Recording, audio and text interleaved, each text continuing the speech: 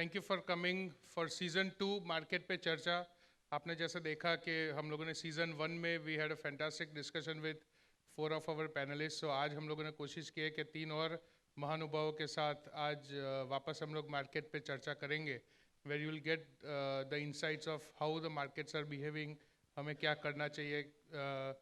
So I think शुरुआत में जैसे आशीष जी ने प्रेजेंटेशन में काफ़ी कुछ बताया, और उनके राइस और अचार ने तो आई थिंक मेजोरिटी क्लैरिटी दे दी है कि हम लोगों को कैसे राइस कितना लेना है और अचार कितना लेना है, एंड कैसे हमारा पोर्टफोलियो होना चाहिए। सो थैंक यू आशीष भाई for giving the wonderful basic insight for our customers.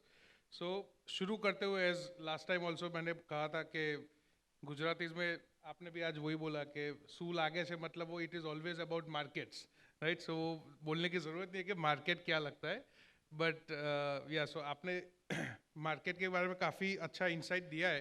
So I will start with Samir ji, with your view on how do you feel that where the markets are, आपको market क्या लगता है? Pranav, firstly, thank you so much. It's a pleasure to be here. In fact, Gujarat and Anand especially is such a brilliant place कि यहाँ पे everybody is so progressive, so equity oriented.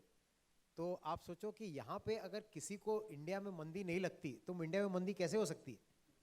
Very true. So I think the whole construct कि as आशीष said कि Trump आके क्या करेगा, at the end of the day अपने को अपनी कंपनी से मतलब, अपने को अपनी पोर्टफोलियो होल्डिंग से मतलब, अगर वहाँ पे 10-15% की अर्निंग्स ग्रोथ विजिबल दिख रही है तो आपकी अगर मल्टीपल एक्सपांशन नहीं भी हुआ तो उतना तो रिटर्न आ ही जाना चाहिए।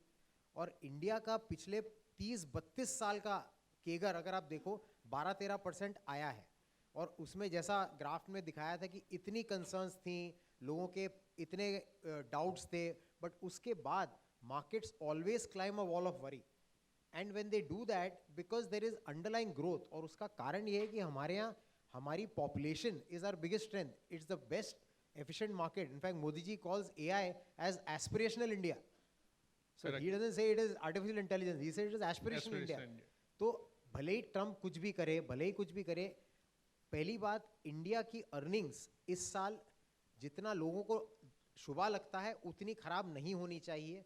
और क्योंकि अगर आप देखो अगर एडवांस टैक्स आपका दिसंबर में भी 16-17% ऊपर है, तो भाई अगर लोगों को अगर प्रॉफिट ग्रोथ नहीं है तो टैक्स ऐसे ही थोड़ी भरेंगे। So I think the whole construct की the earnings are going to fall off. हाँ, पिछले 5 साल में हम अर्निंग्स डबल हुई हैं, तो मार्केट भी डबल हुआ है, तो मल्टीपल एक्सपांशन तो अभी भी नहीं हुआ है। सो आई थिंक पूरे दुनिया में अगर इतनी रिस्क है, इंडिया में अर्निंग्स की विजिबिलिटी बाकी सब प्रदेश या कंट्रीज के हिसाब से बहुत बेटर है। तो इंडिया में अगर हम 12% 13% की भी ग्रोथ रेट लेके चलें, तो अगर आपके पोर्टफोलियो में इस साल 15-17% रिटर्न आया, वो इतने 3-4 शानदार साल के बाद वो पर्याप्त है। तो आई थिंक अगर हम अपनी थोड़ी रिटर्न एक्सपेक्टेशन को मॉडरेट करें और अपनी होल्डिंग कंपनीज पे फोकस करें, वो ज़्यादा बेटर रहेगा। Market, nobody has made money in markets or indices. They've always made money in buying a good business at a good price and holding it through. मतलब उदाहरण के तौर पे आप देखो 1986 में जब सेंसेक्स शुरू हुआ था, उस टाइम की 30 कंपनियों में से टेक अ गेस आज के दिन कितनी है उन स्टार्टिंग 30 में से?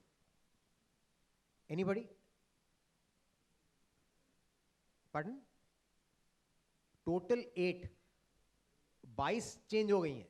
सो बिकॉज सेंसेक्स जो परफॉर्मिंग होता है उसको ले आता है, और जो गिर पड़ जाते हैं, जिनकी मीम बन रही होती है, उनको हटा देता है। लेकिन मीम का एक कारण और भी है, ओनरशिप। जहां लोगों का बहुत रुझान आ जाएगा वहां शॉर्ट टर्म रिटर्न गल जाएगा। तो जहां आपकी ओनरशिप कम होगी वहां आपका शॉर्ट टर्म या मीडियम टर्म रिटर्न भी होने की संभावना बेटर है। That is to correlate the meme aspect, कि मीम उसी की बनती है जिसकी ओनरशिप नहीं होती। तो लोगों को लगता है यार ये तो कौन कौन गधा या शेयर लेके बैठा होगा। प्रॉब्लम ये है कि जो it is the best time for Rip Van Winkle investing. आप अच्छी कंपनी लेके सो जाओ, 10-15 बरस बाद आप उसको निकाल के देखोगे, अगर आपका 17% केगर बना, you should be more than happy. And I think Indian market is poised to deliver 15-18% even this year. We should look for companies, there are enough companies. हाँ, एक रियलिटी ये भी है 9 साल से निफ्टी ने पॉजिटिव रिटर्न दिया है, वो भी एक सच्चाई है। मतलब last negative return on Nifty was 2015।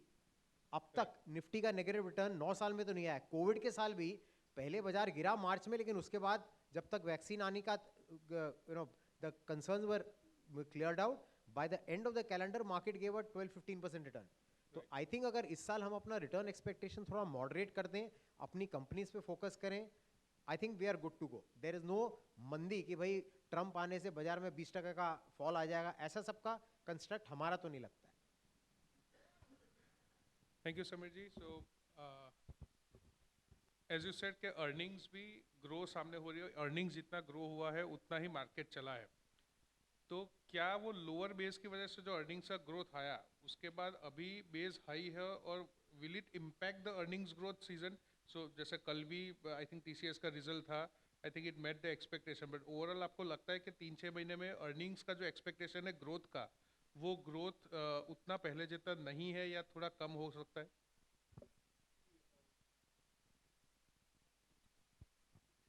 अगर आप देखेंगे डिफरेंट सेक्टर्स का डिफरेंट रहेगा, करेक्ट। लेकिन ओवरऑल अगर मैं आपको बताऊं तो ये बात है कि जैसे अर्निंग्स को लेकर के सितंबर meaning April to September first 6 months सबसे ज़्यादा चीज़ न्यूज़ में जो चली है कि भाई इंडिया का जीडीपी ग्रोथ पहले 8% होता था, 7% होता था।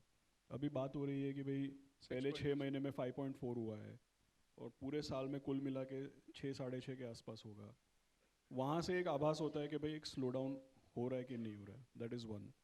सेकेंड थिंग इज़ कि अगर आप कॉर्पोरेट अर्निंग्स भी देखते हैं तो पहले 6 महीने में अर्निंग्स ग्रोथ नहीं है, लेकिन एक बात ये भी है कि उसमें से अगर आप तेल, मेटल, कमोडिटी ये सब निकालेंगे तो पॉजिटिव अर्निंग ग्रोथ है। तो कुल मिला के फर्स्ट 6 मंथ्स में ये हुआ है कि 2021 से 2024 देखेंगे तो डबल डिजिट अर्निंग ग्रोथ है, हाई डबल डिजिट। 2024 के बाद FY25 के फर्स्ट 6 मंथ्स देखेंगे तो स्लोनेस है, राइट। नाउ ये लोगों का ऐसा मानना है कि ये जो फाइनेंशियल ईयर है इसके पहले 6 महीने में सरकार नहीं थी, क्योंकि मार्च में इलेक्शन अनाउंस हुआ, अप्रैल में इलेक्शन लड़ा गया, तो सरकार है नहीं, कोड ऑफ कंडक्ट है। 4 जून को इलेक्शन का रिजल्ट आया, बाद में सरकार बनी, सरकार बनने के बाद बजट, मिनिस्ट्री बनी, बजट बना, जो भी है। तो सिंपल चीज़ आप समझो कि इंडिया में एक साल में सरकार जितना रेवेन्यू लेती है और जितना खर्चा करती है, रेवेन्यू माइनस जो एक्सपेंस है, उसका डेफिसिट अपने सरकार का समझोगे आप 15 से 16 लाख करोड़ है। तो इसका क्या मतलब है कि एक साल में गवर्नमेंट जितना खर्चा करती है वो रेवेन्यू से भी ज़्यादा खर्चा करती है, राइट। और उतना बोरोइंग से अपना बजट बनाती है।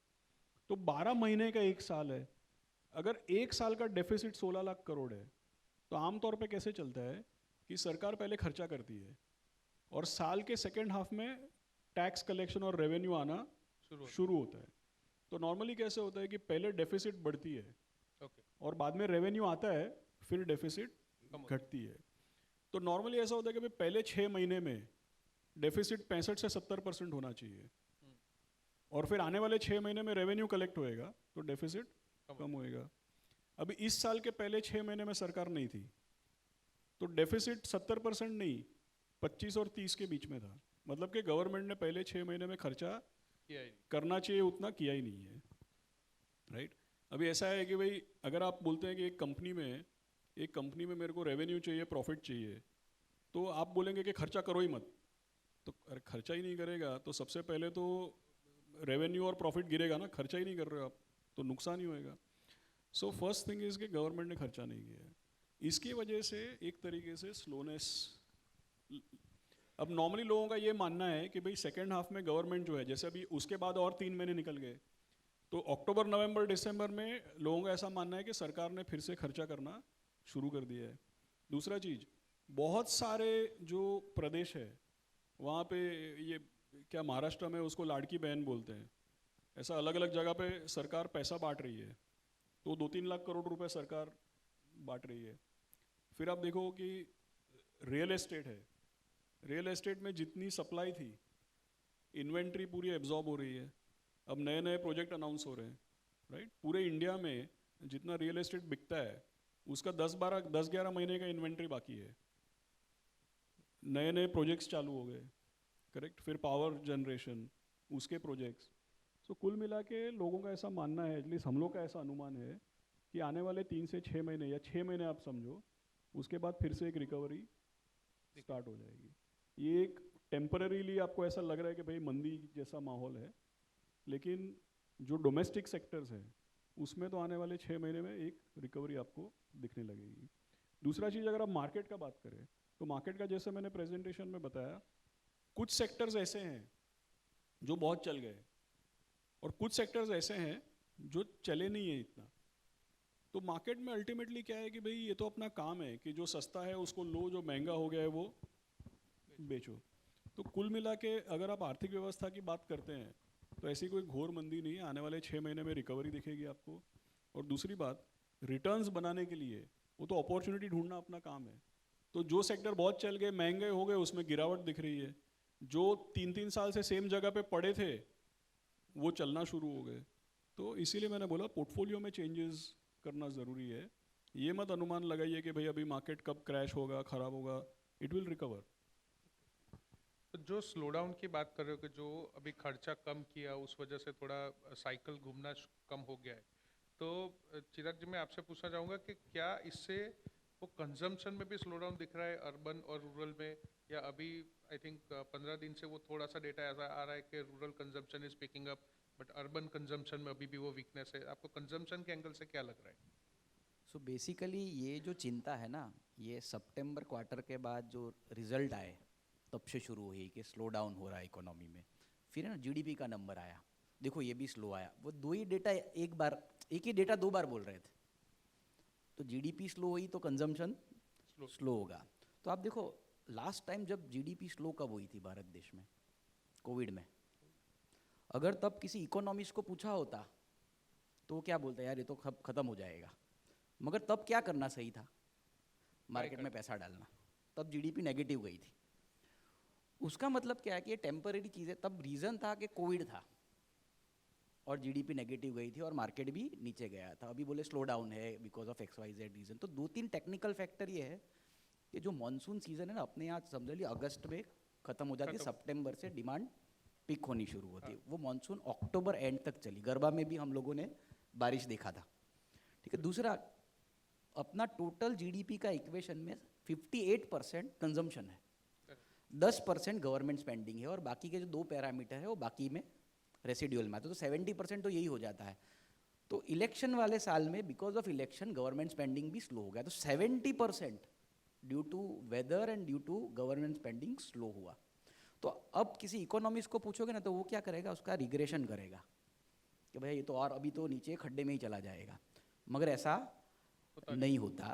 देखो, जब people in their 60s and 70s need to see what people in their 30s and 40s are doing. मैं 25 साल पहले मेरे पापा ने मुझे पैसा बचाने को सिखाया था कि इनकम हो उसके हिसाब से खर्चा करो। तो मेरा खर्चा मेरी इनकम से लिमिट में रहता था। मेरे बेटे को मैंने ये नहीं सिखा सकता। उसको तो एसी में ही सोना है, एसी अनरिजर्व ट्रेन में वो बैठता नहीं है और बर्गर पिज़्ज़ा खाता है। उसको मैं ये ज्ञान नहीं दे सकता। उसको मैं ये बताता हूँ कि देख तेरी ज़िंदगी की लाइफस्टाइल ऐसी है, तुझे बिना एसी के नींद नहीं आती, तू अनरिजर्व ट्रेन में बैठता नहीं है, तू कार के बिना बाहर जाता नहीं। उसके लिए ना तेरे को इतना पैसा चाहिए और इतना पैसा कमाने के लिए तेरे को ऐसा कुछ बनना पड़ेगा और उसके लिए तेरे को पढ़ना पड़ेगा। मुझे ये ज्ञान कैसे मिला था कि देख तू पढ़े लिखा गया नहीं तो हमारी तरह तेरी ज़िंदगी होगी। तो हम तो डर के मारे पढ़ते थे क्योंकि पापा रात को 2 बजे फ़ैन बंद कर देते थे ताकि लाइट बिल कम आए। आप समझो कि फिर जीडीपी कैसे बढ़ेगी। मगर आप if you go to the young people, कितने लोग 65% यंग लोग हैं। ये लोग बचाने वाले नहीं है। इनका एस्पिरेशन डिसाइड करता है इनकी इनकम कितनी होनी चाहिए और सबके एस्पिरेशन बड़े हैं। अगर आपको चावल खाना है ना तो आपको कोई महंगाई नहीं है, कोई जीडीपी भी नहीं बढ़ती उससे। मगर आपको बिरयानी खानी है ना तो जीडीपी बढ़ती है, ठीक है। सो अब सबसे बड़ा कंजम्पशन जो दुनिया में है ना वो हिंदुस्तान है। आप देखो हमारे दोस्त कितने बढ़ गए। अमेरिका हमारा दोस्त है, रशिया भी हमारा दोस्त है, दो दुश्मन भी हमारे दोस्त है। ऐसा कहा जाता है कि दुश्मन का दोस्त दोस्त का दुश्मन दुश्मन होता है। हमारे तो दोनों दुश्मन है ना, वो भी हमारे दोस्त है। उनको प्यार हमारे मार्केट से है। देखो रशिया से हमने ऑयल खरीदा तो बोले वॉर फंड कर रहे थे, एम आई राइट? ये तो वॉर फंड कर रहे हैं। नाटो वाले बोले तुम तो रशिया से क्रूड खरीद के वॉर फंड कर रहे हो, फिर भी हमने खरीदा। यूएस पूरे इश्यू पे क्यों नहीं बोलता? क्योंकि उसका 5 बड़ा कंपनी का सब टॉप 5 मार्केट में हिंदुस्तान आता है, तो उसको पता है कि इनके साथ लड़ेंगे तो आईफोन किधर बेचेंगे। तो मतलब भगवान के भरोसे मत बैठो, क्या पता वो तुम्हारे भरोसे बैठा है। ट्रू।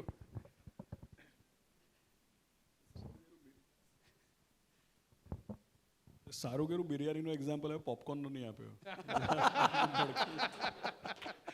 अभी तो मीम्स में पॉपकॉर्न ही चल रहा है, कैरेमल पॉपकॉर्न। ठीक है। सो जिस हिसाब से दुनिया में कोविड के बाद इंटरेस्ट रेट साइकिल्स भी बढ़े, सो आशीष जी मैं आपसे इसमें व्यू चाहूँगा कि सब जगह पे इंटरेस्ट रेट्स बढ़े, उसी हिसाब से इंडिया ने भी बढ़ा है। अभी पिछले 1-1.5 साल से हम लोगों ने फॉरेन कंट्रीज में इंटरेस्ट रेट कट होना देखना शुरू हो चुका है। हमारे यहाँ पे CRR रेट कट हुआ, लेकिन पब्लिक के लिए एक्चुअली में EMIs कट नहीं हुए। सो क्या इस बार अब नए गवर्नर साहब के आने के बाद ये फर्स्ट मीटिंग जो उसके बाद ऐसा लग रहा है कि 2025 में वो रेट कट शुरू होगा, बिकॉज इवन कंजम्पशन में थोड़ा इफेक्ट दिख रहा है, उस वजह से वो इम्पैक्ट आएगा? सी अगर आप इंडिया में अगर इंटरेस्ट रेट कट का बात करते हैं तो 2 चीज़ें हैं। हमारे यहाँ पे ब्याज दर बढ़ा क्योंकि पहले तो कोविड के बाद, कोविड जब आया तो ब्याज दर को काफ़ी घटाया गया। तो एक तो कोविड के बाद जब आपने ब्याज दर घटाया तो उससे आपकी आर्थिक व्यवस्था में रिकवरी आई, आर्थिक व्यवस्था में तेज़ी आई, आपने 8% GDP ग्रोथ भी देखा। तो जितना आपने रेट कट किया था उसको आपको नॉर्मलाइज करना पड़ेगा, तो वो इसलिए रेट कट वापस बढ़ा दिया। दूसरा, 2021 के एंड से US में काफ़ी रेट हाइक्स हुए। अब सीधी सी बात है कि यहाँ पे भी काफ़ी NRIs वगैरह आप जानते हैं कि भाई US में जब ब्याज दर बढ़ते हैं तो क्या है कि समझो अमेरिका का गवर्नमेंट का बॉन्ड अगर 5% देता है तो कैसा हो गया कि मतलब इधर स्टेट बैंक का ब्रांच अगर 12% देगा तो स्टेट बैंक अगर 12% देगा तो हम लोग को फिर काम करना है क्या है? कुछ बचा नहीं है काम करने। सब लोग वहीं पे चले सब लोग वहीं पे चले जाएंगे। तो अमेरिका में अगर 5% ब्याज दर है तो अपने को रेट बढ़ाना पड़ेगा, राइट? अगर स्टेट बैंक 12% देता है तो शेयर बाजार में रिटर्न ज़्यादा आना चाहिए, वरना बाजार कैसे चलेगा? तो सेम वे US ने ब्याज दर बढ़ाया। तो एक तो क्या है कि अपन ने कोविड के बाद, कारण કે આપણી ઇકોનોમી રિકવર થઈ ગઈ એટલે આપણે રેટ્સ વધાર્યા, નોર્મલાઇઝ કર્યા। અને બીજું કે અમેરિકામાં રેટ્સ વધે છે અને આપણે રેટ નહીં વધારીએ તો આપણી કરન્સી ડેપ્રિશિએટ થશે, અહીંયાથી પૈસા નીકળીને અમેરિકા જતા રહેશે એટલે, રાઈટ? હવે આજની તારીખમાં તમે જુઓ તો હજી બી અમેરિકામાં એ લોકોની ફેડરલ રિઝર્વ તો રેટ કાપે છે, પણ અમેરિકાના બોન્ડ્સમાં તમે જુઓ તો રેટ ઉપર જાય છે અને હજી બી ડોલરમાં એપ્રિસિએશન છે। તો કહેવાની વાત એમ છે કે જ્યાં સુધી ડોલરમાં અપ્રિસિએશન છે અને જ્યાં સુધી રૂપિયો 83.5, 84, 84.5, 85, 86 આમ જો ચાલ્યા રાખશે તો આપણે ત્યાર સુધી તો કમસે કમ રેટ કટ ડિફિકલ્ટ કહેવાય। કારણ કે આપણે અત્યારે આવા ટાણે આપણે રેટ કટ કરીએ તો રૂપિયો 85, 86 થી પછી 90 ને એવું બધું થઈ શકે, રાઈટ? તો અત્યારે આપણે ત્યાં રેટ કટ કરવું થોડું નાજુક ડિફિકલ્ટ સિચ્યુએશન છે। પણ આ બધી ચીજો ચેન્જ થતાં વાર નથી લાગતી। સમજો કે હવે અત્યારે આ બધું શું કામ થાય છે? કારણ કે લોકોને એવું લાગે છે કે ટ્રમ્પ સાહેબ આવશે, બધા ચાઇના ને ઇન્ડિયા ને બધા પર ટેરિફ લગાડશે, એ ટેરિફ લગાડશે તો ડોલર અપ્રિશિએટ થશે। હવે ડોલર અપ્રિશિએટ થશે અને આપણી બધી કરન્સી ડેપ્રિશિએટ થશે તો ટેરિફનો અસર જ નહીં રહે કંઈ, કારણ કે ડોલરનો ભાવ વધે। સમજો ડોલર 10% વધે અને આપણી કરન્સી 10, 15, 20% પડે, 10% પડે તો 40માંથી 20% ટેરિફ તો ત્યાં જ તમારું નીકળી ગયું, સાફ થઈ ગયું। એટલે એ લોકોને બી નહીં જોઈએ કે ભાઈ ડોલર વધ્યા રાખે, એ લોકોને બી જોઈએ છે કે ભાઈ ડોલર તો સ્ટેબલ રહે કે ઘટે। એટલે હમણાં 3-6 મહિના એવું લાગે છે કે ભાઈ રેટ કટ ઇમિડિયેટલી તો નહીં જોવા મળે, પણ આ વર્ષનું જે સેકન્ડ હાફ છે કે અત્યારથી 6-9 મહિના પછી જ્યારે આ બધી સિચ્યુએશન સ્ટેબિલાઇઝ થાય પછી આપણને જોવા મળી શકે છે। એટલે ઇમિડિયેટલી નહીં, પણ 2025ના સેકન્ડ હાફમાં કે ક્યારેક સિચ્યુએશન ચેન્જ થઈ શકે। આ ડેપ્રિશિએટિંગ રૂપી જે તમે કહ્યું કે અત્યારે dollar is going up and rupee is depreciating and so we are not reducing the rate cuts. So if this is being done in anticipation that Trump સાહેબ પ્રેસિડેન્ટ થઈને ટેરિફ લગાવશે અને ડોલર અપ જશે, and if that doesn't happen then the reverse starts happening. તો આ depreciating રૂપીનો benefit NRI investment બી આપણા ઘણા બધા ઇન્વેસ્ટર્સ છે અહીંયા આગળ, તો એનો બેનિફિટ કઈ રીતે ઇન્વેસ્ટર્સ લેવો જોઈએ? So is it a one time phenomenon or it's a long term thing? Two things હું તમને કહું. શેર બજારની રિટર્નની પછી આપણે આવીએ, પણ પહેલાં રૂપિયાની ડેપ્રિસિએશનની વાત કરીએ. સ્વાભાવિક છે, તમે અમેરિકામાં બેઠા હો, તમારે ઇન્ડિયામાં રોકાણ કરવું હોય, જ્યારે તમે રોકાણ કરવાનો વિચાર કરો તો $1 તમને 84 મળતા હોય. હજી તો તમે પેપર સાઇન કરો તો 84 ના 85 થાય, તો તમે શું કહો કે ભાઈ થોડી રાહ જોઈએ, શું ખબર $1 ના 86 મળી શકે. જો 86 થયા તમે કહો હવે 87 થઈ શકે. સો આમાં 85 કે 86 ઇમ્પોર્ટન્ટ નથી. જ્યાં સુધી પડે ત્યાં સુધી લોકો પોસ્ટપોન કરે કે ભાઈ થોભી જાઓ, થોડા વેઇટ કરો, ઓર સસ્તા મિલેગા, રૂકો થોડા.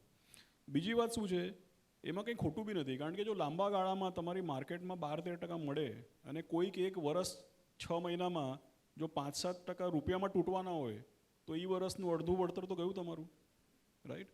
એટલે ઇટ ઇઝ વેરી નોર્મલ કે ભાઈ 83, 84, 85 ઇમ્પોર્ટન્ટ નથી. ઇમ્પોર્ટન્ટ એ છે કે ડાયરેક્શન કઈ બાજુ છે. જો ડાયરેક્શન રિવર્સ થાય તો તમે કહો ભાઈ તરત પૈસા મોકલ, કારણ કે આજે 85 મળે છે, કાલે 84 મળશે, right? So stability is important. 83 કે 84 ઇમ્પોર્ટન્ટ નથી, ડાયરેક્શન અને સ્ટેબિલિટી વધારે ઇમ્પોર્ટન્ટ છે, પહેલી વાત. બીજી વાત, આ તો ખાલી રૂપિયામાં હલચલ હોય ત્યારે લોકો પોસ્ટપોન કરે, પણ આ બધી હલચલ ને આ બધી ઊંચ નીચની બાવજૂદ તમને એક વાત કહી દઉં કે છેલ્લા 20 વર્ષમાં આખા દુનિયાની બધી શેર બજાર તમે જોડી લ્યો, છેલ્લા 20 વર્ષમાં આખા દુનિયાની બધી શેર બજાર તમે જોશો ને તો ડોલરમાં રિટર્ન ગણો, ઇન્ડિયા ઇઝ નંબર 1. 15 વર્ષમાં તમે ગણો તો ઇન્ડિયાથી આગળ ખાલી અમેરિકા અને તાઇવાન આવે, ઇન્ડિયા ઇઝ નંબર 3. અને 5 વર્ષ, 10 વર્ષ, 15 વર્ષ, 20 વર્ષ, 1 વર્ષ, 3 વર્ષ, કોઈ બી સમયગાળો તમે જોઈ લ્યો, ઇન્ડિયાની માર્કેટનું રિટર્ન ડોલરમાં ટોપ 2 કે ટોપ 3 માર્કેટમાં આવે છે. એટલે શું છે કે બધા લોકો જેટલા ફોરેનર્સ છે, એનઆરઆઈસ છે, એ લોકો પૈસા રોકતા એમ ડરે કે ભાઈ ઇન્ડિયામાં પૈસા મૂકશું રૂપિયો ડેપ્રિશિએટ થશે, પણ અહીંયાનું માર્કેટ, અને માર્કેટ તો 12-14% તો માર્કેટનું, તમે મ્યુચ્યુઅલ ફંડોના રિટર્ન જોવો, શેર્સના રિટર્ન જોવો, તો રિટર્ન જોઈને તમને એમ ખબર પડશે કે ભાઈ ડેપ્રિસિએશનના કાપીને પણ ડોલરમાં ગણો તો બી રિટર્ન સારું જ મળે છે. એટલે મને લાગે છે કે જ્યારે રૂપિયામાં અસ્થિરતા હોય ત્યારે લોકો ડિસિઝન પોતાનું પોસ્ટપોન કરતા હશે, પણ ultimately India is the best amongst the best performing markets in US dollar terms. So જે પેલી વાત છે કે ભાઈ next decade belongs to India or this ડિકેડમાં જે ચેન્જીસ આવે, this is going to be the best decade in the century for India. તો એની માટે એનઆરઆઈઝે જે ઇન્વેસ્ટમેન્ટ અહીંયા આગળ કરે એમાં they can expect that in spite of depreciating rupee, their returns in dollar terms are going to be far more superior. સાહેબ અત્યારે તો ડોલર ડેપ્રિશિએટ થવાની વાત ચાલે છે. અત્યારે તકલીફ છે કે ભાઈ ડોલર સ્ટ્રોંગ થઈ રહ્યો છે, રાઈટ? એ તો હમણાંની તકલીફ છે. મને એવું લાગે છે કે તમે મને પૂછો કે વર્ષ 2 વર્ષ પછી શું લાગે છે, કે મોટા ભાગે તમે લોકોને પૂછો કે ભાઈ વર્ષ 2 વર્ષ પછી શું લાગે છે, તો રૂપિયો સ્ટ્રોંગ થશે ને ડોલર રિવર્સ થશે, કરેક્ટ? સો અલ્ટિમેટલી શું છે કે ભાઈ જ્યાં કેપિટલ જાય છે, જ્યાં ગ્રોથ છે, જ્યાં પૈસા જાય છે, એની કરન્સી એપ્રિશિએટ થતી હોય છે, રાઈટ? સો આ તો બધી તકલીફ 3-6 મહિનાની છે, અને છેલ્લા 20 વર્ષમાં આપણું અમૃતકાલ નહોતું ત્યારે આપણે બેસ્ટ પરફોર્મિંગ માર્કેટ્સમાં છે. આવતા 15-20 વર્ષમાં તો આપણું ટર્મ્સ ઓફ ટ્રેડ ને આપણી ઇકોનોમીને ઘણી બધી ચીજો ચેન્જ થવાની છે, તો એમાં તો આપણું પરફોર્મન્સ સારું રહેવાનું જ છે. અને એની ઉપર આ તો ઘણા વખતથી ડોલર સ્ટ્રોંગ છે. 6-9 મહિના 12 મહિના પછી તમે જોશો તો ડોલરનું બી ડાયરેક્શન ચેન્જ થશે ને. So is de-dollarisation a reality? એની બી ઘણી બધી ચર્ચાઓ થતી હોય છે લોકોનામાં. નહીં, મને એવું લાગે છે કે આ ડી-ડોલરાઇઝેશન તો બહુ એક્સ્ટ્રીમ વાત થઈ ગઈ, રાઈટ? તમે એમ વિચાર કરો કે ભાઈ દુનિયામાં $100, એક તો પહેલી વાત ફની ચીજ શું છે ખબર છે કે ડી-ડોલરાઇઝેશન ડિસ્કસ કરવા માટે આપણે બેઝ કરન્સી બી ડોલર જ યુઝ કરવી પડે છે. એટલે હું તમને કહું કે દુનિયામાં $100 ટ્રેડ થાય તો તમને શું કહું કે દુનિયામાં $100 ટ્રેડ થાય, $100 નહીં, ટ્રેડ તો બધો ડોલરમાં જ થાય છે. હવે $100 ટ્રેડમાંથી $70 એકચ્યુઅલી ડોલરમાં થાય છે, ને બાકી $20 સમજો ક્યાંક યુઆનમાં કે ક્યાંક યુરોમાં કે રેનમિનબી કે એમ થતું હશે. એટલે ડોલરનો બહુ તો થોડો માર્કેટ શેર પડે, ઓકે, પણ ડી-ડોલરાઇઝ તો it's a very extreme thing પહેલી વાત. અને બીજી વાત, અમેરિકા ખાલી ઇકોનોમિક સુપર પાવર નથી ને મિલિટરી સુપર પાવર બી છે. કરેક્ટ, એટલે જોરથી કોઈ ડી-ડોલરાઇઝ બોલશે તો ત્યાં એની પછી નેવી ને આર્મી ને બધું પૂછી જશે ને. પહોંચી જશે. જસ્ટ ટુ એડ, જે આશીષે કીધું ને રૂપી ડેપ્રિશિએશન, તો એની એક થિયરી છે જેને કહેવાય ઇન્ટરેસ્ટ રેટ પેરિટી. છેલ્લા 10 વર્ષમાં ઓન એન એવરેજ યુએસમાં જે 10-year બોન્ડ yield છે, 10 વર્ષનું બોન્ડ, રાઈટ, એનું 2% જેવું રહ્યું. આ છેલ્લા અમુક દિવસો કાઢી નાખો, એકાદ વર્ષ, એ સિવાયના 12 વર્ષમાં, અને આપણું 8% રહ્યું. એ બે વચ્ચેનો ડિફરન્સ કેટલો છે? 6%. તો તમે જોજો કે રૂપી 6%થી ડેપ્રિશિએટ થયો, રાઈટ. 42નો 84 12 વર્ષમાં, એટલે તમારો ડબલ થઈ ગયો, 6%થી ડેપ્રિશિએટ થાય તો. હવે યુએસની બોન્ડ yield 4.70 છે અને ભારતની 6.70 છે. જે ડિફરન્સ છે એ 2% રહ્યો છે. એટલે જે ડેપ્રિશિએશનનો રેટ છે એ બહુ ઘટી જશે. અને જ્યારે ડેપ્રિશિએશનના રેટ ઘટી જાય ને તો બે બાજુ ફાયદો થાય. રિટર્ન એ વધારે આવે આ માર્કેટમાં અને ડેપ્રિશિએટ ઓછો થાય. રાઈટ, એટલે લાસ્ટ યર જો 12% રિટર્ન મળ્યું, 6% ડેપ્રિશિએટ થયો, ડોલર ટર્મમાં એનઆરઆઈને 6% રિટર્ન મળ્યા. રાઈટ, પણ જ્યારે ડેપ્રિશિએટ ઓછો થાય ત્યારે લોકલ કરન્સીનું રિટર્ન પણ વધી જાય. એટલે 18% રિટર્ન આવે માની લો 10 વર્ષમાં, અને 2%નું ડેપ્રિશિએશન, તો નેટ રિટર્ન 16% મળે. સો So that is what is interest rate so parity. Interest rate parity અત્યારે ઓછી છે, સો રિટર્ન્સ ઇન ડોલર ટર્મ્સ ના વધવાના ચાન્સીસ બહુ વધવાના high થઈ જાય. ચાન્સીસ વધારે છે. Yes. So Chiragji, next question is for you that NRIs અને foreign entities માટે અત્યારે આપણે GIFT City ની બી ઘણી બધી ચર્ચા થાય છે. Our Prime Minister is already focusing on a lot of investments through GIFT City. So GIFT City માં જે હવે opportunities છે for lot of NRIs. So if you can throw some light on what kind of products or how the products are defined. So basically it is a convenient way to invest in India for non-resident India, either foreigner or NRIs. એટલે એમાં ગોરાઓ પણ invest કરી શકે. એ different jurisdiction છે ટેક્સનું. એટલે ત્યાં Indian ટેક્સના લો નહીં લાગે, બરાબર. એટલે ત્યાં બધા જે પ્રોડક્ટ છે એમાં તમે ઇન્વેસ્ટ કરો તો સિમ્પલ તમારે ત્યાંના ડોક્યુમેન્ટ પ્રોડ્યુસ કરવાના, જે પણ તમારા હોય, આઈડી પ્રૂફ, એડ્રેસ પ્રૂફ, તમારું બેંક એકાઉન્ટ, અને તમારે ડોલરમાં પૈસા ત્યાં રેમિટ કરવાના અને એનું ઇન્વેસ્ટમેન્ટ કરવાનું. એના ઘણા બધા ઓપ્શનો ઇન્વેસ્ટમેન્ટ કરવાના. હવે એમાં બેસ્ટ ફાયદો શું કે એ બધા જે સ્ટ્રક્ચર છે એટલા સ્પેસિફાઈડ છે કે એમાં તમને કોઈ ટેક્સ લાગતો નથી. સ્ટ્રક્ચરને ટેક્સ લાગતો નથી, અને જ્યારે તમે પૈસા પાછા લઈ જાઓ ત્યારે ઇન્ડિયામાં કોઈ ટેક્સ ભરવાનો નથી. તમારે ખાલી તમારા જે ડોમિસાઇલ કન્ટ્રી છે ત્યાં જ ટેક્સ ભરવાની લાયબિલિટી આવે. એટલે બહુ કન્વિનિયન્ટ છે, ટેક્સ એફિશિયન્ટ છે. So there are various way to invest in to GIFT City, but this jurisdiction will grow very fast. કેમ કે ગવર્મેન્ટનું બહુ ધ્યાન છે ત્યાં. એક તમને સિમ્પલ એક્ઝામ્પલ આપું કે હવે જે અમારા મ્યુચ્યુઅલ ફંડ છે ડોમેસ્ટિકલી લિસ્ટેડ, એને ફોરેન સિક્યુરિટીમાં ઇન્વેસ્ટમેન્ટ કરવાની છૂટ નથી, કેમ કે લિમિટ અમે પૂરી કરી નાખી છે. હવે નવી લિમિટ ત્યાં જ ઓપન છે. So that much focus government is having. So I think there are various option and it is very good. Even a Indian માટે પણ બહુ સારું ઓપ્શન છે, પણ Indian can't invest through Gift City in India, but an NRI can and foreigner can invest through Gift City in India. So there is one simple benefit. તમે as a NRE, તમે NRI હો તો NRE અકાઉન્ટથી તમે normally સમજો dollar મોકલો, NRE અકાઉન્ટથી તમે રોકાણ કરો. એટલે તમે NRE અકાઉન્ટથી રોકાણ કરો એટલે એમાં શું થાય કે ભાઈ અહીંયા તમારે TDS, જેમ તમે કેપિટલ ગેઇન ટેક્સ હોય કંઈ બી હોય, તમારા ખાતામાં ક્રેડિટ થાય તો TDS કપાય. TDS કપાય એટલે તમારે અહીંયા પેન ને પછી રિટર્ન ફાઇલ કરવાનું, એ બધું કરવાનું. ગિફ્ટ સિટીમાં ઇન્વેસ્ટ કરવાથી શું છે કે ભાઈ તમે પૈસા ડોલરમાં મૂકો અને કાઢો તો ત્યારે ડોલરમાં બારોબાર. એટલે ગિફ્ટ સિટી જ્યોગ્રાફિકલી ઇન્ડિયામાં છે, પણ આમ તમે કહો તો ઓફશોર સેન્ટર કહેવાય ને. એટલે તમારે એમાં NRE NROમાં કંઈ નથી કરવાનું, TDS કંઈ નથી, અહીંયા રિટર્ન ફાઇલ કરવાની જરૂરત નથી. તમે ડોલરમાં પૈસા મૂક્યા એ બારોબાર ડોલરમાં પાછા વિડ્રો થઈ જાય. એટલે તમારે બધું જે ટેક્સેશન છે એ તમારી હોમ કન્ટ્રીમાં કરવાનું, ઇન્ડિયામાં કંઈ કરવાનું નથી તમારે.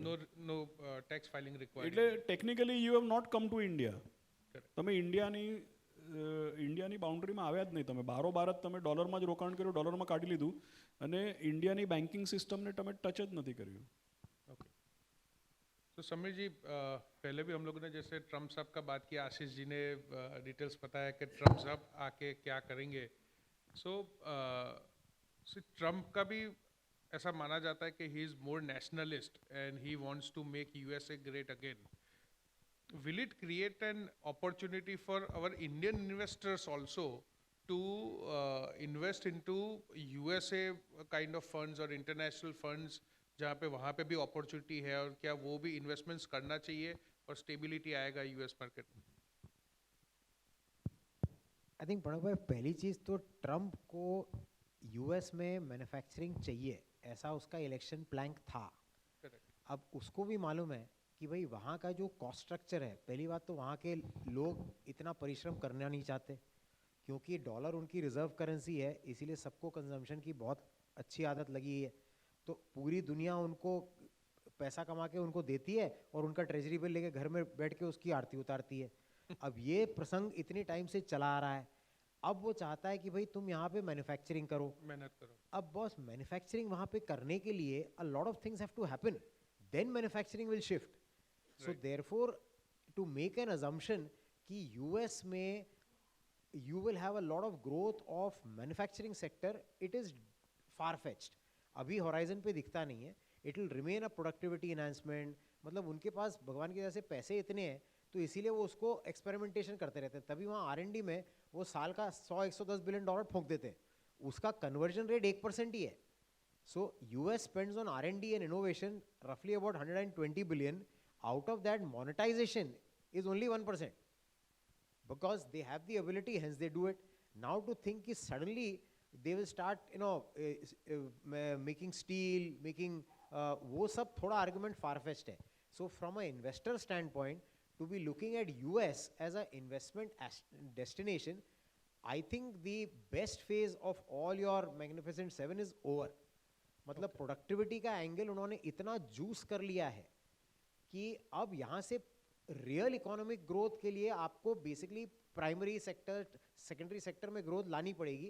वो कहते तो हैं कि हमको वीक डॉलर चाहिए तभी मैन्युफैक्चरिंग वहाँ शिफ्ट होगी, लेकिन जैसे ही वो बोलता है कि अच्छा भाई मैं गल्फ ऑफ मेक्सिको को गल्फ ऑफ अमेरिका कर दूंगा, मैं फला कर दूंगा, तो बस फिर डॉलर और भागता है ऊपर।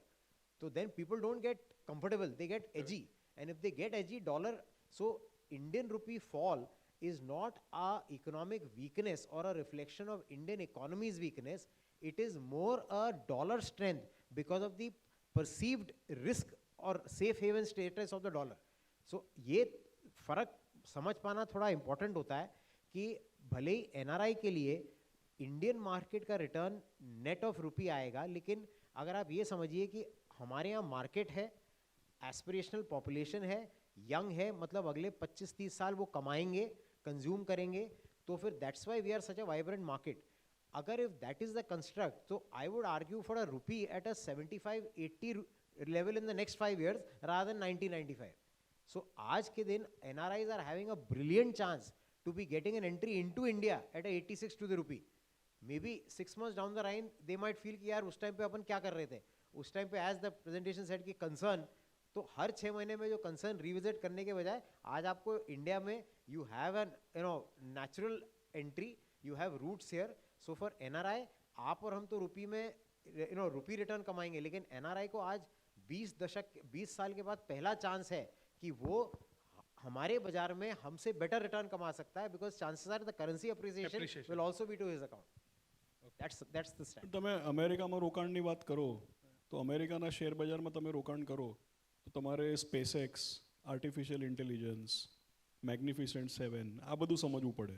રાઈટ. કરેક્ટ. હવે તમે વિચાર કરો કે વોરન બફેટ સાહેબને કોઈ કે 1980sમાં પૂછેલું કે બફેટ સાહેબ તમે કોકોકોલાના શેર શું કામ લીધા, તો એણે કીધું કે જ્યાં જાઉં ત્યાં બધા લોકો કોક પીતા હતા, એટલે મેં કીધું કે આ તો બહુ ચાલશે, એટલે મેં કોકોકોલાના શેર લીધા. એવું કંઈક સિમ્પલ લોજિક આપેલું. એ 1980માં એમણે કર્યું. આજની તારીખમાં એમણે બી એપલ સિવાય બીજા કોઈ ટેકનોલોજીના સ્ટોક લીધા નથી કે ભાઈ મને સમજ પડતી નથી. એટલે અમેરિકામાં જ્યારે લોકો રોકાણ કરે છે તો પૈસા ક્યાં બને છે, અને જે બફેટ સાહેબે 1980sમાં કીધું એવું આજે તમે કરો તો અમેરિકામાં કંઈ પૈસા ન બને તમારા. રાઈટ.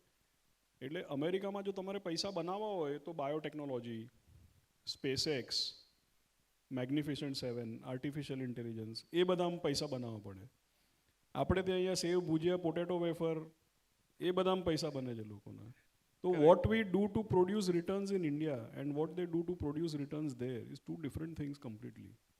આપણું કન્ઝમ્પશન બેઝ વધારે છે ને એ લોકોનું ટેકનોલોજી બેઝ. અહીંયા restaurant, apparels, failure rates of all the stuff, जहाँ पैसा वहाँ बनेगा ना, फेलियर रेट मतलब 10 में से हो सकता है एक सक्सीड हो. तो now your bet is that you have that one. Whereas in India, if you invest smartly, you'll probably be able to make 6 out of 10. better अपने यहाँ पे लोग कितना सिंपल बात करते हैं ना कि अभी 10 लोग रेस्टोरेंट में खाते हैं फिर 20 लोग रेस्टोरेंट में खाएगा तो उसका शेयर का दाम ऊपर जाएगा सिंपल है समझ में आता है हाँ, वो आर्टिफिशियल इंटेलिजेंस का बात कर रहे हैं उधर कितना रॉकेट ऊपर जाएगा नीचे जाएगा So you know what you do to generate return in a country which is $2,500 per capita income, and what you do to generate return in a country which is $85,000 per capita income, very different.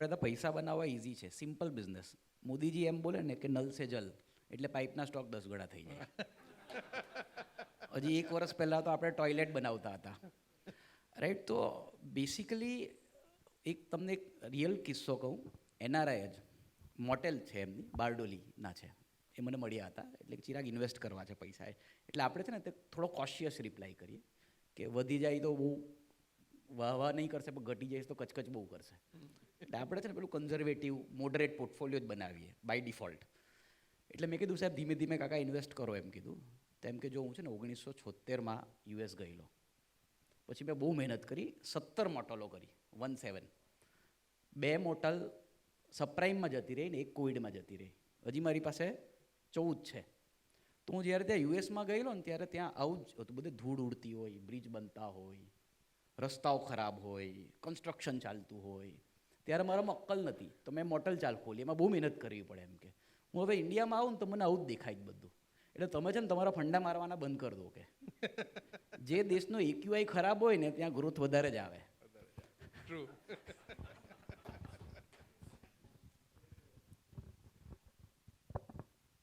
તો એ કાકાએ પૈસા મોકલ્યા હશે આપણે ત્યાં અત્યારે FII તો પૈસા લઈને જાય છે So I think the biggest concern right now for India, so I think not only recently of 3-4 months, but I think even if we see on a 3-4 years basis, FIIs are consistently selling. And I think one of the reason what you said was because of the interest rates going up.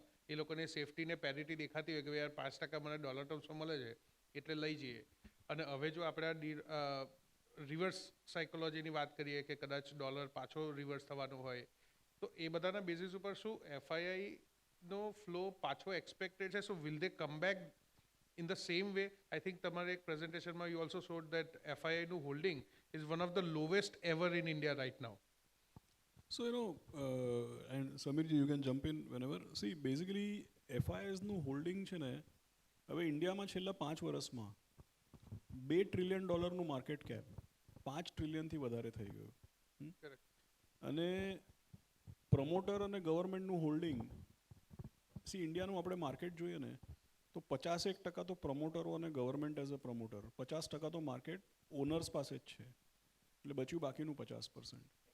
તો એ બાકીનું જે 50% છે ને એમાં આપણા જે local investors છે જે મ્યુચ્યુઅલ ફંડમાં કરે છે કે પછી ડાયરેક્ટલી શેર્સ લે છે એ લોકોનું રોકાણ બહુ વધી ગયું એટલે એની સામે એફઆઈઆઈઝનું પર્સન્ટેજ હોલ્ડિંગ એટલે અમાઉન્ટ વધી પણ પર્સન્ટેજ ઓછું એ પહેલી વાત.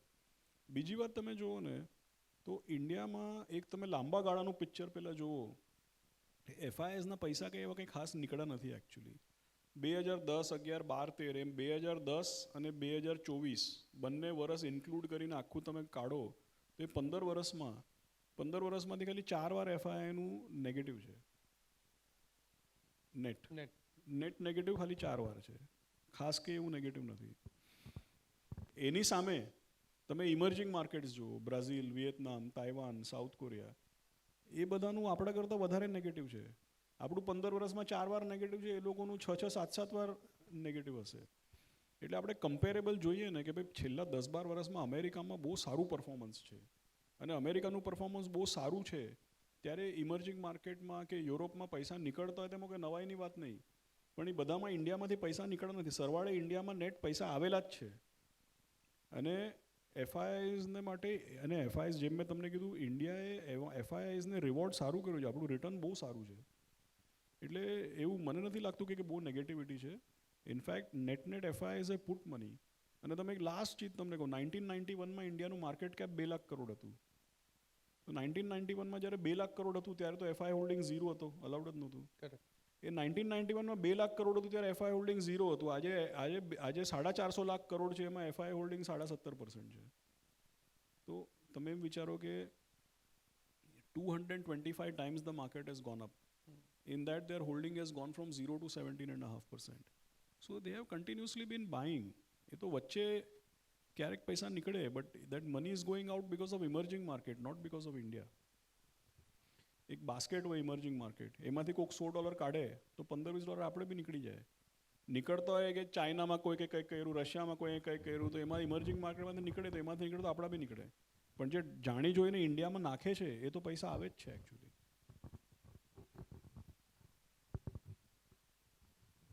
As you also we discuss about certain other sectors and તમે કહ્યું હતું કે જેમ કે ડિફેન્સ અને PSU and these are the sectors which has gone down and I'll take Samarji your views on this first कि वो sectors जो down गए हैं and I think कोविड के बाद वैल्यू थीम बहुत चली थी because of safety angle और वो सब, तो क्या अब ये समझे कि वैल्यू एज अ कैटेगरी अभी उसकी जर्नी खत्म हो चुकी है और क्या क्वालिटी या ग्रोथ ओरिएंटेड स्टॉक्स की बारी है अभी? प्रणव भाई, India will always be a growth market. It is at what price are you buying that growth. फर्क खाली उसका होता है. इंडिया की growth, India will always be growth investing, will always pay you better returns, because India में growth deliver होगी, because addressable market है, buying power है, एस्पिरेशन है, वो सब होगा. बट ये मानना कि भाई at what price are you entering today, because it's not that today you are getting a chance to buy stocks at 3 years back. So आज के भाव से आपकी कितनी ग्रोथ आप आज प्राइस कर रहे हैं, फ़र्क वो है. अब जैसे डिफेंस, PSU, रेलवे में कोई खराबी नहीं है, लेकिन अगर आपने अगले 20 साल का एक्सपेक्टेड प्रॉफिट आज प्राइस कर दिया, तो अगर वो प्रॉफिट डिलीवर भी हुआ तो भी रिटर्न तो नहीं बढ़ना चाहिए, क्योंकि वो तो आपने आज ही प्राइस कर दिया है. Correct. अगर प्रॉफिट एक्सपेक्टेशन से थोड़ा भी कम हुआ तो डाउनसाइड हो सकती है. So that the reason is that growth sectors which are disproportionately priced respect to short term profit delivery, वहां पे तकलीफ आ सकती है. नहीं तो इंडिया में क्वाइट ऑनेस्टली वैल्यू इज और other non growth is a defensive theme, कि जब आपके सिक्लिकल सेक्टर्स में आपको ग्रोथ कम दिखती है ना, तो फिर लोग यहाँ सेफ्टी के लिए आते हैं. नहीं तो इंडिया में जो पैसा over a long period of time CAGR बना है, वो ग्रोथ इन्वेस्टिंग में ही बना है. India can't be a value market. It is value in phases, which is basically जब आपकी सिक्लिकल ग्रोथ या इकोनॉमी में थोड़ा नॉर्मलाइजेशन होता है, तो फिर लोगों को लगता है अच्छा भाई चलो FMCG ले लेते हैं, ये ले लेते हैं, वो ले लेते हैं. बट दोज आर नॉट, मतलब FMCG में ले दे के आपकी ग्रोथ रेट तो 10% से ज़्यादा कभी उसका प्रॉफिट ग्रोथ आएगा भी नहीं, लेकिन उसका मल्टीपल जो है वो 80 और 60 के बीच में घूमता रहता है. So what the so-called value is not value. It is a safety which is a defensive trade when the cyclical market is not giving you enough growth options. जैसे ही ब्रॉड मार्केट में ग्रोथ आनी शुरू होती है ना, सब defensive बेच के वापस इसमें ला जाते हैं, बिकॉज यहाँ पे वी आर अ सर्विस और अदर सप्लाई स्टार्व्ड इकोनॉमी. तो यहाँ तो सब चीज़ बननी है. आप सोचो हमारे यहाँ किसी चीज़ का और अदर सब चीज़ का अभाव हमेशा से था. हम तो अपना टूथपेस्ट भी वो बेलन से निकाल के we use, so use reuse everything. So therefore to think of it कि we have reached a stage whereby growth avenues are maxed out in this country, I don't think so. There is a long way ahead. And अभी तो और कितने नए sectors, companies are getting listed, and this whole combination of digital public infrastructure and the fact that today your startup ecosystem में कितने लोग जिनका scale हो गया है वो अब लिस्टेड मार्केट में आ रहे हैं, तो आपको growth, they are all accessing growth, none of them are value businesses by any stretch of imagination. तो ये सारे के सारे India will remain a growth market. और आप सोचो even at 6.5% we are among the fastest growing economy in the world. So therefore and ours is a very different story. It is unlike the China story which is export driven, large surplus manufacturing, वो सब. So India will remain a growth market. It is just that at what price are you buying. So therefore एक bull market का एक multiple होता है PEG ratio, कि भाई price earning is the multiple that you are paying and the G is the expected growth rate. तो जब आपका मार्केट ने ऑलरेडी 5 साल में अर्निंग्स डबल की है, which means a compounded of almost 20-21%, उसके बाद अगर आपने 60 मल्टीपल का पोर्टफोलियो आज खरीद लिया, ये सोच के कि बॉस मार्केट की ग्रोथ रेट 10-12% है, मैं तो 25% ग्रोथ का पोर्टफोलियो चलाऊंगा या ऐसी कंपनी में निवेश करूंगा. अगर वो 25 किसी कारण से 20 हुआ, 20 भी अपने आप में खराब बिल्कुल नहीं है, लेकिन आपका मल्टीपल 60 वाला 40 हो जाएगा, फर्क वो है। राइट।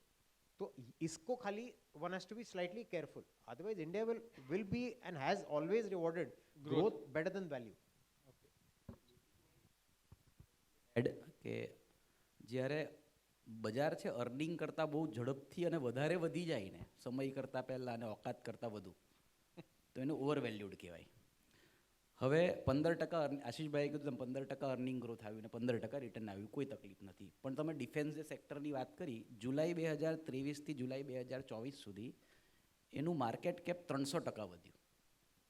3 લાખ કરોડનું સીધું 9 લાખ કરોડ. જો કોઈક બાળક 5 વર્ષમાં એની હાઇટ ડબલ થઈ જાય ને તો આપણને નવાઈ નહીં લાગે, પણ આપણે રાત્રે સૂઈ ગયા હોય અને સવારે હાથ મોટો થઈ જાય તો આપણે એને ગ્રોથ કહીએ, એને સોજો કહેવાય. સોજો કહેવાય. તો આવા સોજા આવે અને ત્યાં જ બધા રિટેલ ઇન્વેસ્ટર ત્યાં જ હોય છે. ત્યારે બજાર તો 9% જ પડ્યું છે, પણ અમુક લોકોના પોર્ટફોલિયો 25% પડી ગયા છે, કેમ કે પેલું વંદે ભારત જોઈને એ રેલવેના સ્ટોક ખરીદે. હવે એ ચાલે 8 ટ્રેનો અને એને ફાસ્ટ ચલાવવા બાકીને સ્લો કરી નાખે, બરાબર, તો એ ફાસ્ટ ચાલે. એટલે એ વાર્તા બાઈ કરે છે. જો ઇન્વેસ્ટર તરીકે શું ધ્યાન રાખવાનું એ છે, તમને સ્ટોરીઝ બધી મળે બજારમાંથી અને સ્ટોરી તમને બજારમાં દેખાય પણ એ કયા ભાવે તમે ખરીદી રહ્યા છો એ અગત્યનું છે. અને સ્ટોરી જો પ્રોફિટમાં કન્વર્ટ નહીં થાય એટલે મરી ગયા, right. So that is what is, એને વેલ્યુએશન કહેવાય. અને આ વસ્તુ એક રિટેલ રોકાણકાર માટે બહુ અઘરી છે, ફેર વેલ્યુ કાઢવી. જે આ ફંડ મેનેજરો છે એ રોજ પોતાના એનાલિટિકલ સિસ્ટમથી DCF કરીને કાઢે છે. So that is what is very important. So આશીષભાઈ, તમે પ્રેઝન્ટેશનમાં જે બતાવ્યું કે જેમાં લાર્જ કેપનો અત્યારે રેશિયો સૌથી ઓછો થઈ ગયો છે લાસ્ટ 12-13 યર્સમાં, and mid and small cap is almost 41%. તો શું એમાંથી we should understand that it is a time to get into more large caps and rather have lesser exposure to mid and small caps? See, basically, one can imagine the reasons why small cap, mid cap has become 41%. That one can imagine કે ભાઈ એમાં profitability વધારે આવી, ઘણા બધા sector small and mid cap વાળા જે ચાલી ગયા, એ વાત બરાબર છે અને એના રીઝન્સ બી છે. પણ અલ્ટિમેટલી શું છે કે માર્કેટમાં જે મોંઘું થાય એમાં રિટર્ન આવવાનું બંધ થાય, કે જે બહુ ચાલી જાય એમાં રિટર્ન આવવાનું બંધ થાય, અને જે રિલેટિવલી સસ્તું દેખાય એમાં રિટર્ન આવવાનું ચાલુ થઈ જાય. એટલે માર્કેટમાં આપણે એમ કહીએ ને કે મીન રિવર્ટિંગ કહેવાય કે ભાઈ રિલેટિવ વેલ્યુ કહેવાય, એ સતત પ્રોસેસ છે એવો, રાઈટ. એટલે હમણાં તમે જુઓ તો એવું લાગે કે ભાઈ લાર્જ કેપમાં થોડું વધુ પોટેન્શિયલ છે એમ. એટલે આપણે એટલે મેં કીધું કે આમાં કંઈ બહુ પેનિક કરવાનું નહીં, પણ ખાલી આપણો પોર્ટફોલિયો આપણે જોઈ લેવાનો કે ભાઈ નોર્મલી છેલ્લા 3-4 વર્ષમાં તમે એટલું અગ્રી કરશો મારી સાથે કે છેલ્લા 3-4 વર્ષમાં જેટલું ધારતા હતા એના કરતાં વધુ સ્મોલ કેપ મિડ કેપ બધાના પોર્ટફોલિયોમાં છે રિટર્ન્સ આવ્યું, રાઈટ. શું થાય કે કારણ કે રિટર્ન બી ત્યાં આવ્યું, અને પછી નોર્મલ ટેન્ડન્સી કે જ્યાં રિટર્ન આવ્યું ત્યાં જ પૈસા બી વધારે મૂકે લોકો, એટલે બમણો મૂવમેન્ટ થાય એમાં. એટલે બધાના પોર્ટફોલિયોમાં જેટલું ધારતા હતા એનાથી વધારે સ્મોલ કેપ મિડ કેપ છે, જેટલું ધારતા હતા એનાથી વધારે સિક્લિકલ ચીજો છે. એટલે ખાલી પોર્ટફોલિયોને જેમ આપણે તમે બરાબર કીધું કે ભાઈ રિવ્યૂ કરવું જોઈએ, કારણ કે બધાના પોર્ટફોલિયો અલગ અલગ હશે, એટલે એને માર્કેટની વચમાં લાવો, રિવ્યૂ કરો. કારણ કે છે ને આપણા પોર્ટફોલિયોમાં બધું સિક્લિકલ હોય, બધું સ્મોલ કેપ માઇક્રો કેપ હોય, તો એનો મતલબ કે આપણે માર્કેટના કોઈ ખૂણામાં જઈને ઊભા છે, રાઈટ. થોડું સેન્ટરમાં આવો, રિસ્ક ઓછું કરો. તમારો મ્યુચ્યુઅલ ફંડનો બી આપણો જે ડેટા છે, so mutual fund data is showing that lot of investors are doing investments into mid and small cap and sectoral and thematic funds. અને ગઈકાલનો બી જે ડેટા આવ્યો, SIP book value has again increased, it is close to 26,000 crores અત્યારે. તો is it કે એ SIPના ફ્લોના લિક્વિડિટીના લીધે બી mid and small caps are not correcting and that is why they are remaining high, and એ કરેક્શન એના લીધે બી નીચે નથી આવતું અને એટલે લાર્જ કેપ્સ નથી વધતું, પૈસા ત્યાં જાય છે? સી ઘણીવાર એવું कहता હોય છે, I don't know what is your view, lot of times people से कि क्योंकि इतना पैसा आ रहा है तो small cap and mid cap गिर ही नहीं सकता है, क्योंकि सबका पैसा स्मॉल एंड मिड कैप में आ रहा है तो गिरेगा कैसे? वो डेटा वही दिखा रहा है कि SIP लार्ज कैप में कोई करता नहीं अभी. तो 3 महीना पहला છે ને મેં આવી રીતે ટ્વિટર પર લખેલું कि फ्लो के वजह से मार्केट चलता है कि मार्केट के वजह से फ्लो चलता है. वो ઇટ ઇઝ હા તો શું છે કે જો હવે અત્યારે છે ને છેલ્લા 4 દિવસથી છે ને રોજ 2-2% સ્મોલ કેપ ને મિડ કેપ પડે છે અને નિફ્ટી તમે જોવો તો એમ લાગે કે 0.5% ઉપર 0.5% નીચે right, but small and mid cap is falling, index level is falling 2 to 2.5%. So what I'm saying is that के ultimately सबको अपना portfolio मार्केट के प्लस माइनस, मतलब मार्केट में अगर 65% लार्ज कैप है तो आप 50 रहो या 75 रहो, 80 कर लो या 40 कर लो, लेकिन 20 पे मत रहो। गामनी बाहर एकदम मतलब कि मैदान नहीं बाहर इज नॉट। सो जिन्होंने एक साल में SIP किया उनके लिए ये एक साल नेगेटिव रिटर्न दिखा सकता है, क्या ये मानना जरूरी है? પણ હા પોસિબલ છે અને બહુ દૂરની વાત નથી. તમે માર્ચ 2023માં જોવો ને, બધાને શોક લાગશે. માર્ચ 2023માં સ્મોલ કેપ ઇન્ડેક્સનું લેવલ એનો 5 વર્ષ જૂના લેવલ પર આવી ગયેલું પાછું થોડાક દિવસ માટે, રાઈટ. માર્ચ 2020માં માર્કેટનું લેવલ માર્ચ 2015થી બી નીચે હતું. ઓગસ્ટ 2013માં માર્કેટનું લેવલ જાન્યુઆરી 2008થી બી નીચે હતું. અત્યારે આપણા એવા આર્થિક વ્યવસ્થા એવી નથી, અત્યારે આપણે બહુ સ્ટ્રોંગ પોઝિશનમાં છે, એટલે હું એમ નથી કહેતું કે એવું થશે, પણ એમ કહું છું કે માર્કેટમાં વારંવારે આવું સાયકલ આવ્યા રાખે. કહેવાનો મતલબ ખાલી એટલો જ છે કે ભાઈ પોર્ટફોલિયોમાં કંઈક બેલેન્સ જેવું હોવું જોઈએ કે ભાઈ હવે તો સ્મોલ કેપ જ ચાલશે એટલે બધું સ્મોલ કેપ એટલે બધું આમ જ એવી રીતે નહીં કરવું જોઈએ. Your portfolio should be balanced. So gold के बारे में आपका क्या विचार है कि gold as an asset class, अभी गोल्ड काफ़ी चला भी है पिछले 2-3 साल में, maybe because of wars and everything. एक कहानी ये भी चल रही है कि ट्रम्प साहब के आने के बाद वॉर्स डीएस्केलेट होंगे, तो गोल्ड में इन्वेस्टमेंट के एंगल से अब कैसा लगता है कि is it a good time still to remain invested या स्टार्ट इन्वेस्टिंग, या क्या करना चाहिए? प्रणव भाई, आपने बीच में बोला था ना de-dollarisation. Yes. Now dollar, the prospect of substituting dollar with anything, the best example is gold. Now पहले गोल्ड इसलिए चलता था, it was suppose to be inflationary hedge, लेकिन अब यूएस का इन्फ्लेशन नीचे आते नहीं दिखता और इंडिया का इन्फ्लेशन ऊपर जाते नहीं दिखता. तो that is the case. Now we have to look eight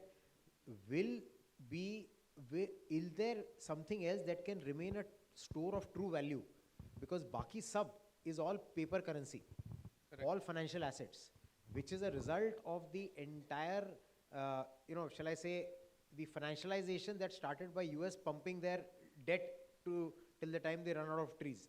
So agar debt US ka 36 trillion pahunch gaya hai, now if he has to cut that down, where will that incremental liquidity go and fit? तो कहीं ना कहीं जो store of value है वहाँ जाके लोगों का interest by virtue of investment preference भी आएगा, and by virtue of getting a safety versus the USD. So I think gold makes a strong case, and or other precious metals make a strong case in any way. So if somebody is today sitting at zero allocation, at least 10 to 15% तो उसको रहना ही चाहिए. So gold કયા ફોર્મમાં એ બી કહી દો. So SGBs I think will कया form में भी कही दो, नहीं तो कौन से फॉर्म में वो भी बता दो, वरना इनका खर्चा हो जाएगा. वो ज्वेलरी शॉप में जाके लेना है या कैसे लेना है, वो इम्पोर्टेंट है. नहीं, so I was coming to that question. So SGBs जो सोवरेन गोल्ड बॉन्ड्स है वो अभी गवर्नमेंट ने न्यू इश्यू करना अभी फिलहाल आई थिंक रोक दिया है. So best options are ETFs and mutual funds. So mutual funds में चिराग जो ट्रैकिंग एरर होता है, क्या रिटेल इन्वेस्टर्स को उसको ट्रैक करना चाहिए, and what is the tracking error, if you can throw some light? So basically जो गोल्ड ETFs होते हैं उसका अंडरलाइंग गोल्ड होता है और वो एक्सचेंज पे ट्रेड होते हैं. So whenever you want to sell, आपको आप તમારે જ્યારે વેચવું હોય તમે વેચી શકો, તમે જ્યારે ખરીદવું હોય તમારે ત્યાંથી ખરીદી શકો. તો આમાં છે ને તે ગોલ્ડના ભાવ સાથે થોડું ટ્રેકિંગ એરર હોય, એટલે એની સાથે એક્ઝેક્ટ મેચ ના થાય because of liquidity. Bid ask spread કહેવાય કે, અને જેમ લિક્વિડિટી ઓછી હોય તેમ ટ્રેકિંગ એરર વધે. એટલે ઘણીવાર ગોલ્ડના રિટર્ન સાથે એક્ઝેક્ટ કોરિલેટ નહીં થાય, થોડો ડિફરન્સ રહે એને ટ્રેકિંગ એરર કે. જેમ ફંડની સાઇઝ વધારે અને જેમ એ લિક્વિડ તેમ ટ્રેકિંગ એરર ઓછી હોય, જેમ ફંડનો એક્સપેન્સ ઓછો તેમ પણ ટ્રેકિંગ એરર ઓછી હોય. સો એ બધી વસ્તુઓ જોવી ખૂબ જ જરૂરી છે, કેમ કે ઘણીવાર લિક્વિડિટી ના હોય તો ટ્રેકિંગ એરર વધી જાય અને બજાર પડે અને તમારે ગોલ્ડ વેચીને ઇક્વિટી ખરીદવી હોય તો એ તમારા ભાવે વેચાય નહીં. So that all thing has to be taken care. Depends. 1%થી લઈને 0.5% જેટલો પણ વર્ષે હોય, ઘણીવાર 0.2% પણ હોય. હા, સિલ્વરમાં વધારે હોય છે, ગોલ્ડમાં ઓછું હોય છે, બટ બહુ સિગ્નિફિકન્ટ નથી હોતો, but that is an important factor to look at. દાગીના જેટલો ટ્રેકિંગ એરર નહીં આવે કારણ કે મેકિંગ ચાર્જીસ નથી. એ વધારે ડિફરન્સ આવે છે. એમાં બહુ મેકિંગ ચાર્જમાં બહુ ટ્રેકિંગ એરર આવે એટલે એટલીસ્ટ ત્યાં ના જવા દેશો પૈસા. એટલે એમાં તો નહીં જતા એમ. Okay. So, Samir, real estate investment trust are also, REITs is one asset class which is getting popular lately. So, why don't you throw some light on what REITs are and वो कैसे investor को देखना चाहिए?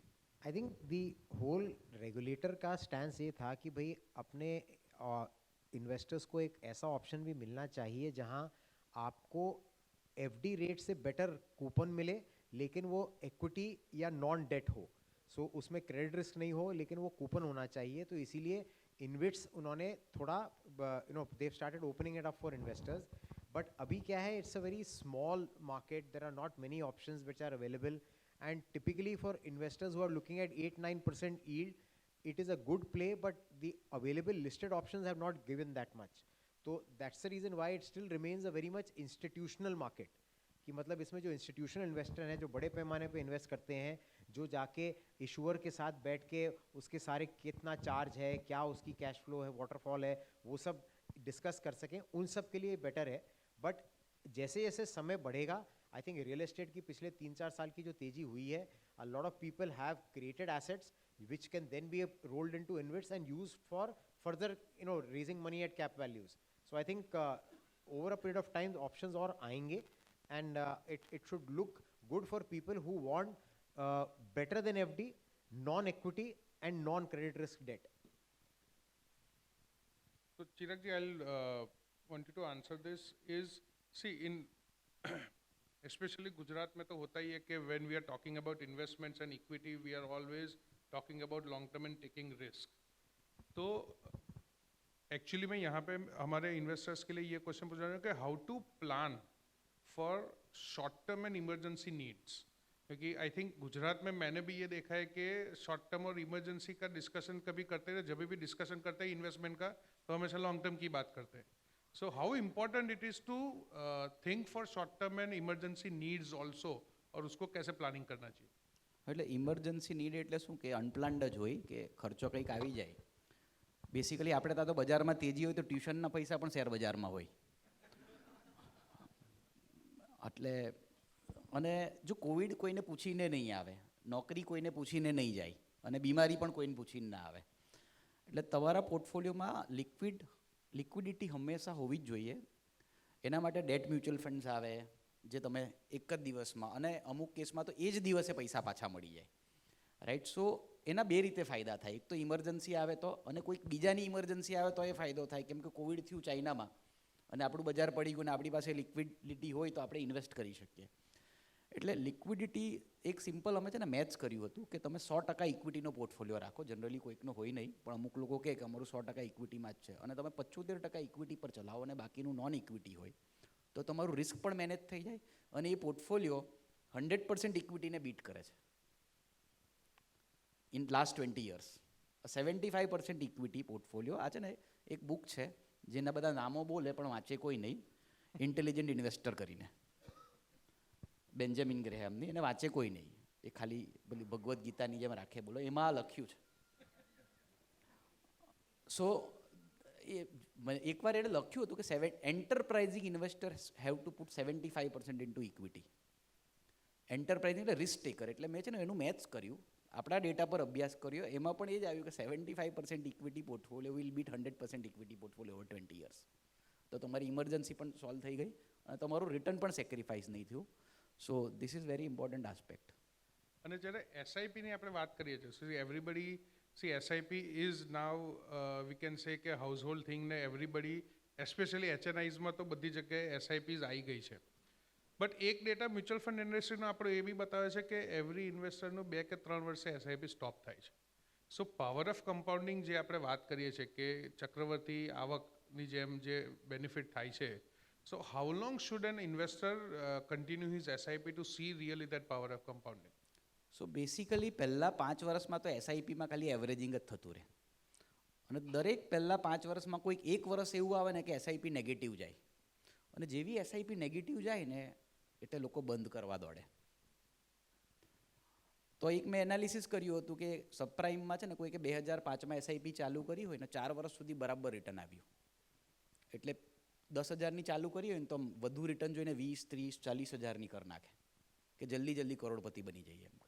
પછી જેવી subprime આવે ને એટલે બજાર ક્રેશ થયું એટલે બધી બંધ કરવા દોડે, કેમ કે એ દિવસે બધા નેગેટિવ ન્યૂઝ હોય. તો કોઈકે બંધ ના કર્યું અને ચાલુ રાખ્યું હોય ને તો એના પૈસા છે ને 2 જ વર્ષમાં ડબલ થઈ જાય. સો પહેલાં 5 વર્ષ તો તમારી એવરેજિંગ જ થાય, એટલે એને ડોન્ટ વરી ફેસ કહેવાય, એમાં ઉપર નીચે થતું રહે. એના પછી 5 વર્ષ કમ્ફર્ટેબલ થઈ જાય ને એકચ્યુઅલી 10 વર્ષ પછી વેલ્થ ક્રિએશન શરૂ થાય, right. So SIP minimum should be for 10 years, અને જે ફંડમાં કરી હોય એમાં ચાલુ રાખવાની. જો તમે કોઈક ફંડમાં એસઆઈપી ચાલુ કરી 3 વર્ષ પછી એવું અચૂક એવું કોઈ ફંડ હશે જેનું તમારા ફંડ કરતાં રિટર્ન વધારે હશે. લગ્ન કર્યા પછી પણ ઘણી રૂપ સુંદરીઓ જોવા મળે, બરાબર, પણ એ બદલ કરો તો ના મજા આવે. તેમ જેમાં ચાલુ કરીએ એમાં 10 વર્ષ સુધી ચાલુ રાખો એટલીસ્ટ. એમાં આજીવન તો નથી કહેતા અમે તમને આમાં લગ્નની જેમ, પણ એટલીસ્ટ 10 વર્ષ તો રાખો. સો એક આશીષભાઈ, તમે જે કહ્યું કે આઈ થિંક 3 to 6 monthsનું પીરિયડ અત્યારે આપણને એવું લાગે છે કે કદાચ ગ્રોથમાં ને એમાં અર્નિંગ્સમાં થોડો ઇશ્યુ લાગે, તો શું ઇન્વેસ્ટમેન્ટ કરતી વખતે અત્યારે સો લોટ ઓફ પીપલ બધા જ એમના મોટલવાળા કાકાની જેમ નથી હોતા કે ભાઈ ફૂલ રિસ્ક લઈને બધું એકસાથે ઇન્વેસ્ટ કરવું જોઈએ. So STP is one of the best route to do the investment. તો અત્યારે એસટીપી કરવા માટેનો માહોલ તમને લાગે છે, અને એ કેટલા ટાઈમમાં એ એસટીપી કરવી જોઈએ એવું લાગે છે માર્કેટમાં? અમે તો છેલ્લા 2-3 મહિનાથી કહેતા હતા કે એસટીપી કરવી જોઈએ, અને હજી બી મને એવું લાગે છે આવતા 3 મહિના તો કમસે કમ 3-4 મહિના હજી ધીમે જ રોકાણ કરવું જોઈએ. કે તમે લિક્વિડ ફંડમાં કે અલ્ટ્રા શોર્ટ ટર્મ ફંડમાં પૈસા રાખો અને એમ કહો કે ભાઈ 100 રૂપિયા આપણે મૂકેલા હોય તો આપણે એમ કહીએ કે આવતા 16 અઠવાડિયા સુધી, એટલે 4 મહિના સુધી દર અઠવાડિયે પૈસા મૂકો, રાઈટ, એવું કંઈક પ્લાનિંગ કરવું પડે. એટલે કે માર્કેટમાં જે ઊંચ નીચની આપણે વાત કરીએ છીએ એ બધું નીકળી જાય, અને દરેક લેવલ પર પૈસા એવરેજ થઈ જાય આપણા. Average. So Samirji, I'll take a question from you that you are heading PMS and AIF division. So a lot of investors over here mostly know how mutual funds work. But can you throw some light के PMS और AIF वो mutual fund से अलग कैसे है? पर पहली बात तो अलग बिल्कुल नहीं है, वो भी स्टॉक्स खरीदते हैं, PMS AIF भी स्टॉक्स ही खरीदता है. बट एक बार किसी ने अगर MF का वॉलेटिलिटी और कंपाउंडिंग एक बार एक्सपीरियंस कर ली है तो अब उसको ये समझ में नहीं आता कि यार मैं 15 साल से MF में SIP कर रहा हूँ, अब मैं भी SIP कर रहा हूँ और मेरा ड्राइवर भी SIP कर रहा है, तो उसको कुछ नवा चाहिए. एंड नाउ वो समझ चुका है कि भाई बाज़ार में अगर आप focus portfolio, because most PMSs focus portfolio होते हैं, तो जाहिर है कि अगर आपका फोकस रहेगा तो चांसेस आर बेटर रिटर्न्स भी आ सकते हैं. बट इसमें फिर बात ये आती है कि भाई टैक्सेशन, वो आप अगर चर्न ज़्यादा मत करो तो फिर टैक्सेशन भी न्यूट्रलाइज हो जाता है. बट हाँ, MF एक पास थ्रू है, PMS इंडिविजुअल नाम में होता है, उसका थ्रेशोल्ड 50 lakhs है, AIF उसके भी ऊपर है. तो मैं तो बोलता हूँ इट इज़ नॉट PMS और MF और AIF, इट इज़ आपके पास जो आपकी डायरेक्ट होल्डिंग है जो आप भूल गए हैं कि जैसे फ़ोन आया सू लागे, हाँ सारू लागे ले ही ले, तो आपने ले लिया, उसने भी ले लिया, आप भी भूल गए, वो भी भूल गया. अब आपने 2-3 बरस बाद देखा कि आपके पास खुद के पास ऐसे 50-60 नाम है जिसमें रकम ली हुई है, लेकिन आपको भी नहीं मालूम आपने शेयर क्यों लिए थे, और जिसने बताया था वो भी भूल गया. करेक्ट. तो फिर आप ऐसे चीज़ एटलीस्ट एक PMS को दे दो ताकि आपका ओवरऑल कंपाउंडिंग जो है वो एक नॉर्मलाइज्ड वे में चलता रहेगा. So I think PMS is a best vehicle for people, especially in Gujarat and Anand, where it is a massive direct equity culture. So there might be a lot of names जो आप मतलब you are only paying custody charges on them, so Right. that you can give it to a manager who will probably do a better job than you, because he is doing it for a living. मतलब आपने जो company ली, आपको शायद उसका turnover भी नहीं मालूम, उसका क्या बिजनेस है नहीं मालूम, एटलीस्ट वो देख के आपको इतना बता देगा जी इसको रखो इसको मत रखो और ऐसे करो. So that's why PMS, AIF या एमएफओ लेते वही शेयर बाजार में स्टॉक्स हैं. स्टाइल्स अलग होते हैं, स्ट्रैटेजीज अलग होती हैं. And I would say rather than it is not MF versus PMS versus AIF, it is the evolution curve as an investor. कि आपने पहले बाजार का उतार चढ़ाव एमएफ के थ्रू सीखा, फिर आपके पास अब कमिट करने को थोड़ा कैपिटल आ गया है, तो now you can take slightly higher risk with a 3-5 year horizon. Then you can go into a PMS because these are all focus portfolios. आपको और थोड़ा स्पेशलाइज करना है तो आप AIF में जाइए.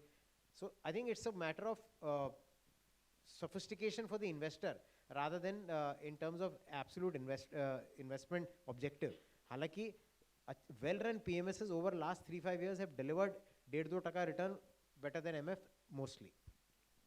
And AIF में taxation is different, so can you throw some light on how the taxation is at AIF level? So एक ही ऐसी धारणा है कि AIF में टैक्स नहीं लगता. Well, death and taxes you can never escape. So AIF में भी टैक्स लगता है, but it is a withholding concept. So therefore Cat 1 and AIF 3 रकम के होते हैं, Cat 1, Cat 2, Cat 3. Cat 3 is the listed one. In Cat 3 it is the withholding concept. तो आपका हिस्से का जो टैक्स है वो AIF पे करके विदहोल्ड करता है, और आप जब फंड क्लोजर या फंड लाइफ के बाद जब रिडीम करेंगे तो आपके हिस्से का टैक्स डिडक्ट करके आपको नेट प्रोसीड्स आपके हाथ में आएगी, जिस पे आपकी कोई टैक्स लायबिलिटी नहीं इंसिडेंट होती. That's the only difference. Tax करता है लेकिन फंड लेवल पे करता है. It is a withholding. For investor when they redeem the portfolio उस वक्त वो टैक्स फ्री आता है. वो टैक्स आपके हाथ में बिकॉज वो टैक्स ऑलरेडी कट चुका है. डिडक्ट हो चुका है. Yes, it's not tax free It is but not it tax-free. Already been withhold. Absolutely. So we are sitting in January and 1st February is budget and everybody is already making waves and talking about different budgets. So what is your view, Ashish ji, on budget? So I think जो capex की भी जो बात करें हम लोग के government का capex कम हो गया है, and we've been talking about a lot of private capex also not coming up. तो capex और tax reform में आपको क्या लग रहा है कि कुछ changes होगा budget में? મને એવું લાગે છે કે ગવર્મેન્ટે અત્યારે છેલ્લા 3-4 વર્ષમાં ગવર્મેન્ટે ઇન્ફ્રાસ્ટ્રક્ચર પર ને ઘણા બધા ચીજો પર, ઇન્ડસ્ટ્રિયલાઇઝેશન પર, ઇન્ફ્રાસ્ટ્રક્ચર પર ઘણી ચીજો પર ગવર્મેન્ટે ખર્ચો કર્યો છે. અને ગવર્મેન્ટ ઇન્વેસ્ટમેન્ટ લીડ કરી રહી છે અત્યાર સુધી. એનું કામ ચાલુ રહેશે, પણ આગળ જતાં ગવર્મેન્ટે બે ચીજો કરવી પડશે કે ભાઈ કન્ઝમ્પશન વધે અને લોકોના ખિસ્સામાં થોડા પૈસા આવે, એની પર કામ કરવું પડશે. બીજી ચીજ કે પ્રાઇવેટ સેક્ટરને ઇન્વેસ્ટમેન્ટ કરવા માટે કેવી રીતે એન્કરેજ કરીએ એની પર વધારે કામ કરવું પડશે. અને ઇન્ડિવિજ્યુઅલ્સમાં જે આ પરસેપ્શન થઈ ગયું છે ને કે ગવર્મેન્ટમાં બધી જગ્યાથી ટેક્સ કલેક્ટ કરવાની વાત થાય છે, તો એમાં બી કંઈ રિલેક્સેશન આપવું. એટલે મને એવું લાગે છે કે આ વર્ષનું જે બજેટ છે એ થોડું વધારે ફ્રેન્ડલી હોવાની પોસિબિલિટી છે. More taxpayer friendly, yeah. It's possibility of more taxpayer friendly. Chirag ji, so last 4 years में जो कोविड के बाद लोगों ने इक्विटी में पैसा भी बनाया, उतना ही फास्ट राइज हुआ है सोशल मीडिया का, right? So even social media is playing a huge role in giving tips to the clients, right? आज लोग व्हाट्सएप पे भी टिप्स आ रही है, टेलीग्राम पे भी लोगों ने अकाउंट टेलीग्राम करके भी कुछ है, वो लोगों ने टिप्स की वजह से ही सुना कि टेलीग्राम करके भी कोई सोशल मीडिया है, वहाँ से भी आ रही है. सो इन्फ्लुएंसर्स का ज़माना आ गया है. सो क्या वो सही और क्या करना चाहिए, and how the investment journey को उससे सेफ रखना चाहिए, क्या करना चाहिए, इस पे आपका? सो बेसिकली एक है ना एयरपोर्ट्स हम यूज़ करते हैं, वो बहुत फेमस हुए एप्पल के. उसका 2 फंक्शन है. एक तो नॉइस कैंसिल करता है कि बाहर का जो आवाज़ है वो सामने वाले को नहीं जाता, आपका ही जाता है, और आपको भी उसका ही सुनाई दे, बाहर का नहीं सुनाई दे. 20 साल पहले जब मैंने इंडस्ट्री ज्वाइन की ना, तब इन्फॉर्मेशन होना एक एज था, तो मैं इन्फॉर्मेशन ढूंढता था. आज ऐसा ज़माना आ गया, मैं इन्फॉर्मेशन से कैसे बचूं, क्योंकि अनसॉलिसिटेड एडवाइस मुझे हर जगह से मिलती है. और ऐसे लोग इन्वेस्टमेंट पे एडवाइस करते हैं जिन्होंने कभी इन्वेस्टमेंट से पैसा नहीं कमाया, वो इन्वेस्टर की इन्वेस्टमेंट की एडवाइस देने से ही पैसा कमाते हैं. तो હું ઘણીવાર કહું કે જેના દાંત ખરાબ હોય એવા ડેન્ટિસ્ટ પાસે ના જવાય, બેદોડ શરીરવાળા ફિઝિયોથેરાપિસ્ટ પાસે ના જવાય, અને જેને હાર્ટ એટેક બહુ આવતા એવા હાર્ટ સ્પેશિયાલિસ્ટ પાસે ના જવાય. તો બેસિકલી છે ને ઇન્ડિયામાં હવે આ એક સ્કેમ છે. તમે કોઈ એક બુક વાંચી હશે, ફૂલ્ડ બાય રેન્ડમનેસ. એ બુકમાં બહુ સરસ એક્ઝામ્પલ આપ્યો છે. બધા મોટાભાગના ઇન્ફ્લુઅન્સર છે ને, તો money is a serious business. આ કંઈ રમત નથી. તમે કોઈકને કોમેડી કરતા જોઈ લીધો ઇન્સ્ટાગ્રામ ઉપર, કોઈ ઘર સજાવતા જોઈ લીધો, ત્યાં સુધી ઠીક છે, but money is a very serious business, right? હવે એક બહુ સિમ્પલ છે એક્ઝામ્પલ. ભારત દેશમાં પોપ્યુલેશન બહુ છે, એટલે પૈસા કમાવું છે ને ફૂલ બનાવીને બહુ ઇઝી છે. તો એક સિમ્પલ છે કે તમારે છે ને 1 લાખ આમાંથી કોઈ વસ્તુ કોઈ શીખતા નહીં. 1 લાખ લોકોને લેટર લખવાના, અથવા તો મોબાઈલ નંબર હોય તો મેસેજ મોકલવાના, ઇઝીલી અવેલેબલ છે. 50,000 લોકોને એ કંપનીનો સ્ટોક આપવાનો, એ કંપનીની બાયની ટીપ આપવાની, અને 50,000 લોકોને એ કંપનીની સેલની ટીપ આપવાની. બરાબર છે? એટલે બેમાંથી એક તો થાય જ મહિનામાં. હવે જ્યાં સાચું પડે એના 2 ભાગ કરી નાખવાના, 25,000 25,000. બરાબર? પછી એ લોકોને બી કંપનીની ટીપ આપવાની, એકને બાય કરવાનું કહેવાનું, એક લોટને, એક લોટને સેલ કરવાનું. એક તો થાય જ. હવે જે પાછું 2 વાર જે સાચું પડ્યું બીજામાં, હવે 2 લોકોને કન્ટિન્યુઅસ 2 ટીપ સાચી મળી છે. હવે એના 2 ભાગ પાછા કરી નાખવાના, 12,500 12,500, પછી 6,225 6,225, પછી 3,125 3,125. બરાબર? એટલે હવે આ જે છેલ્લો 3,125 ને છે ને, એ આખા લોટને 5 ટીપ સાચી મળી છે. પછી એ લોકોને છઠ્ઠો લેટર મોકલવાનો કે 10,000 રૂપિયામાં અમારી ટીપ સબસ્ક્રાઇબ કરો. 10,000 ગુણ્યા 3,125, 5 ટીપ એને કન્ટિન્યુઅસ સાચી મળી છે. 31 લાખ રૂપિયા બની ગયા. પછી ખોટી પડે તો કોઈ વાંધો નથી, right? So it is called fooled by randomness. તો ભારત દેશમાં આવું કરવું બહુ, જો તમે ઘણા બધા લોકોને છે ને ઘણી બધી વખત ફૂલ બનાવો ને તો એકવાર તો ખબર પડી જાય, પણ 140 કરોડમાં કઈ રીતે ખબર પડે? રાઈટ? સો નાનું આઇલેન્ડ હોય ત્યાં ખબર પડી જાય. તો આ બધું કરવું બહુ ઇઝી છે. એટલે સી અનસોલિસિટેડ એડવાઇસ આને કહેવાય, એ ક્યારે લેવી નહીં અને આપવી પણ નહીં. Okay. So, before we end and go to the question answer, I think last question હું એક લઈશ, જે લાસ્ટ ટાઈમ બી તમને પૂછ્યો હતો તો તમે બહુ સરસ કેલ્ક્યુલેટિવ જવાબ આપ્યો હતો. તમને યાદ બી આવશે હમણાં કે 2030માં હવે બજાર શું લાગે છે? 5 years is a time horizon which everybody should see, right? So, where do we see Nifty and Sensex in 2030? तो लास्ट टाइम मैंने क्या बोला था? પેલું 2 વારમાંથી 1 વાર સાચું પડ્યું. नहीं, the correct way, You see, gave us the it's a calculation, yes. See, the correct way to do it is actually કે તમારે કેલ્ક્યુલેટ કરવું પડે કે ભાઈ જીડીપી કેટલી હશે. સી નોર્મલી છે ને 4-5 તમારે એના રિલેશનશિપ જોવા પડે કે ભાઈ જીડીપી કેટલી હશે, રાઈટ? અત્યારે આપણે એમ કહીએ ને કે ભાઈ $4 trillion, એટલે એન્યુઅલ આઉટપુટ $4 trillion એટલે 350 લાખ કરોડનું એન્યુઅલ આઉટપુટ થયું ને આપણું. અને છેલ્લા 32 વર્ષથી 12.5 થી 13% આપણું એન્યુઅલ આઉટપુટ વધે છે. એટલે તમે એમ સમજો કે આવતા 5 વર્ષમાં એન્યુઅલ આઉટપુટ ડબલ જેવું થાય, રાઈટ? એટલે 350 લાખ કરોડની બદલે એટલે એનાથી કદાચ થોડું ઓછું થશે, પણ મોટામોટી તમે એમ ગણો કે 350 લાખ કરોડનું 700 લાખ કરોડનું આપણું જીડીપી થાય. તો 700 લાખ કરોડમાં છે ને અત્યારે જીડીપી જેટલું છે એમાંથી 4.5 થી 5% કંપનીઓનો પ્રોફિટ છે, કરેક્ટ? એટલે 350 લાખ કરોડમાંથી છે ને મારા ખ્યાલથી 16-17 લાખ રૂપિયા કંપનીઓનો પ્રોફિટ છે. એટલે તમે 700 લાખ કરોડ છે તો આગળ જતાં કંપનીઓનો પ્રોફિટ જીડીપીમાંથી વધશે કે ઘટશે, રાઈટ? નોર્મલી યુ એક્સપેક્ટ કે ભાઈ ટેકનોલોજીનો યુઝેજ છે, એફિશિયન્સી છે, મોંઘવારી, ટેક્સેશન, આ બધી ચીજો ઓછી થઈ છે. એકચ્યુઅલી ટેક્સ ઘટ્યા છે આપણા, રાઈટ? તમે વિચાર કરો કે સમજો 6%, 5 થી 6%, એટલે 42 લાખ કરોડ રૂપિયા, એટલે 40 લાખ કરોડ રૂપિયાનો કંપનીઓનો પ્રોફિટ થાય. અને એની ઉપર તમે પી મલ્ટિપલ કરો તો 40 લાખ કરોડ ઉપર 20 ટાઈમ્સ, અત્યારે બી 20 છે ત્યારે બી તમે 20 કરો એટલે 800 લાખ કરોડનું માર્કેટ કેપ થાય. એટલે 400 લાખ કરોડ જ્યારે માર્કેટ કેપ છે, 450 લાખ કરોડ જ્યારે માર્કેટ કેપ છે, ત્યારે નિફ્ટીનું લેવલ સમજો કે 23,000 છે.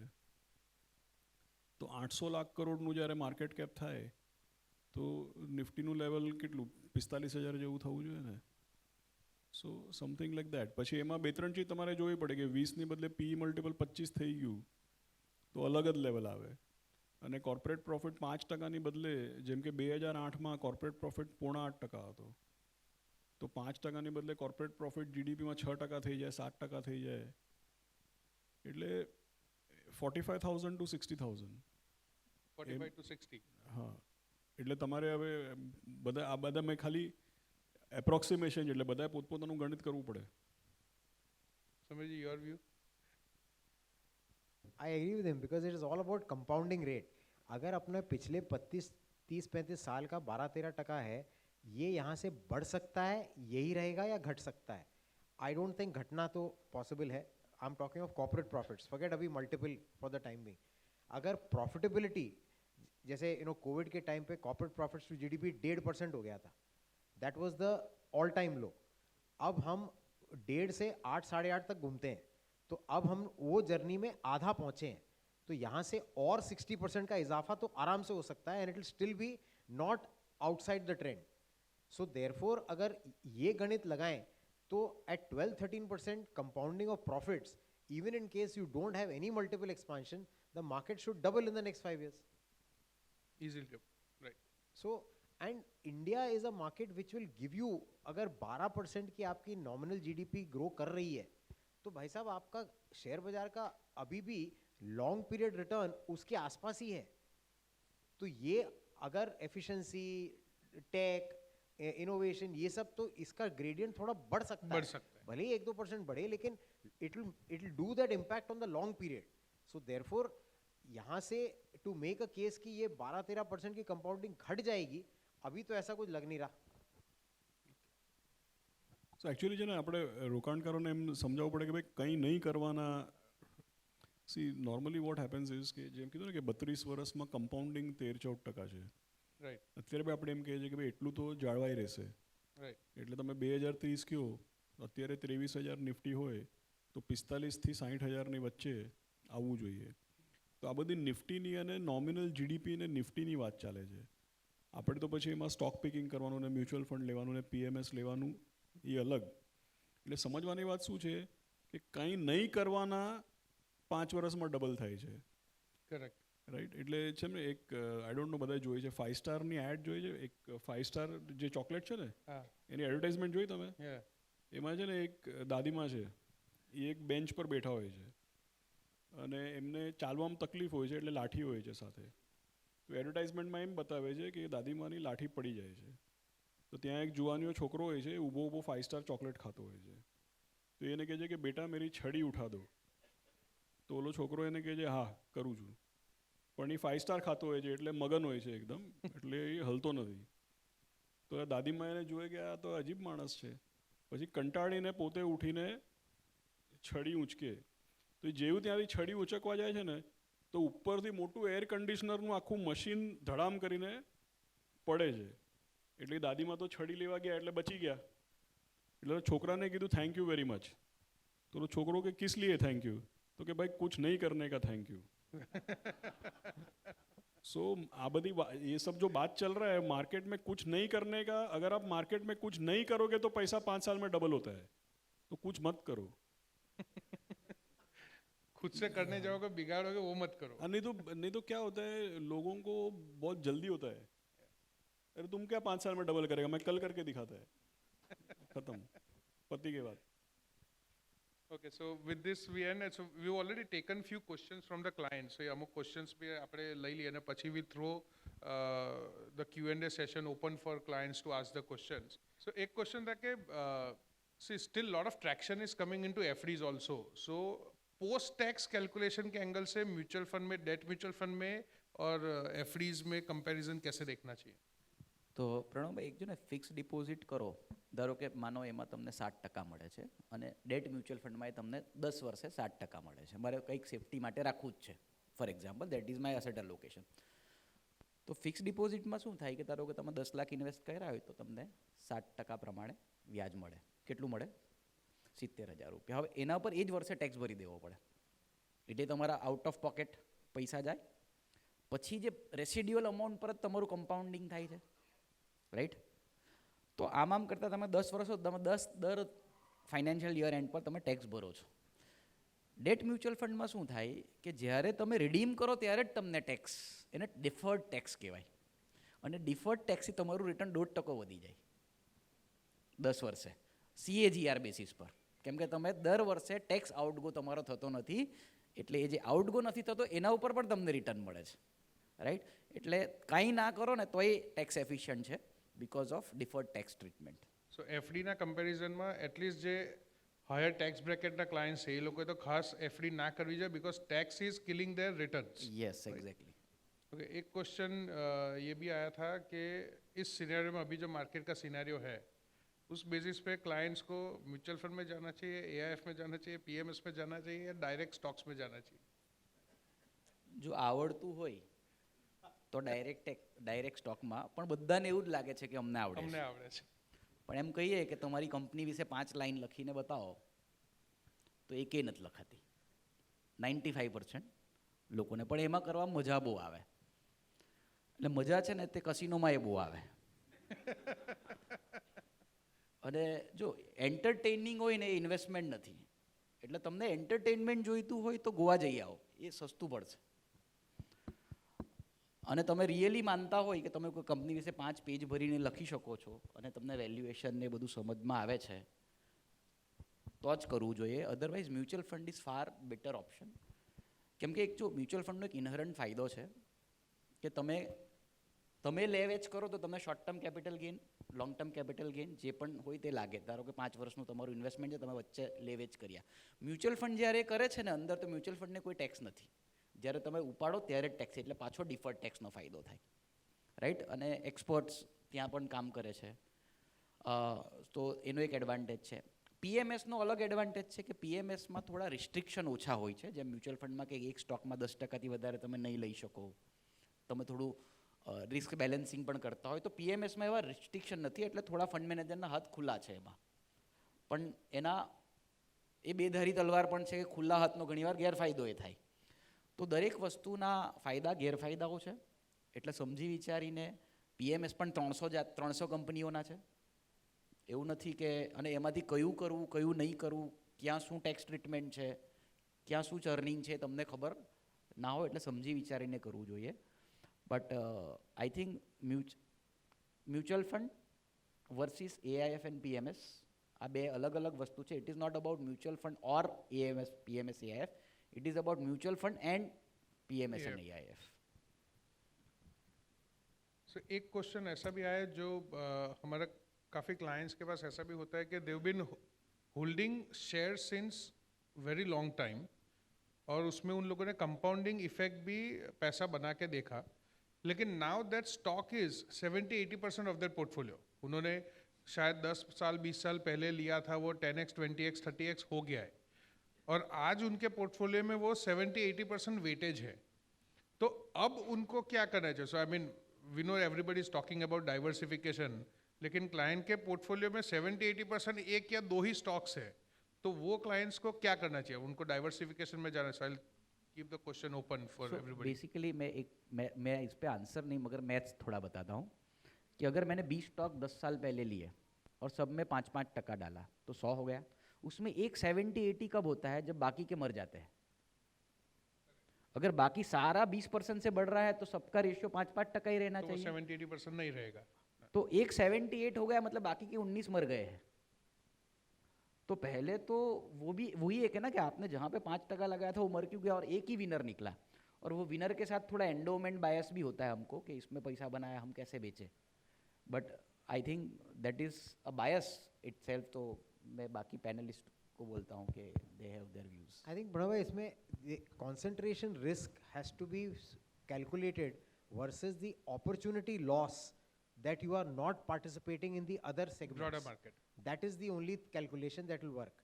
अब उसमें हर एक का बिकॉज क्या होगा कि क्योंकि अगर किसी स्टॉक जाहिर है उसने अच्छा किया है तभी वो 70% का सिंगल वेटेज है, तो उसमें ये कैलकुलेशन बिकॉज उसकी कॉस्ट बेस से 70% मतलब उसके कॉस्ट बेस पे केगर आया है.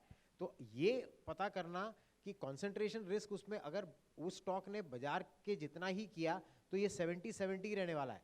उससे कम किया then it will start coming down, which means you will diversify.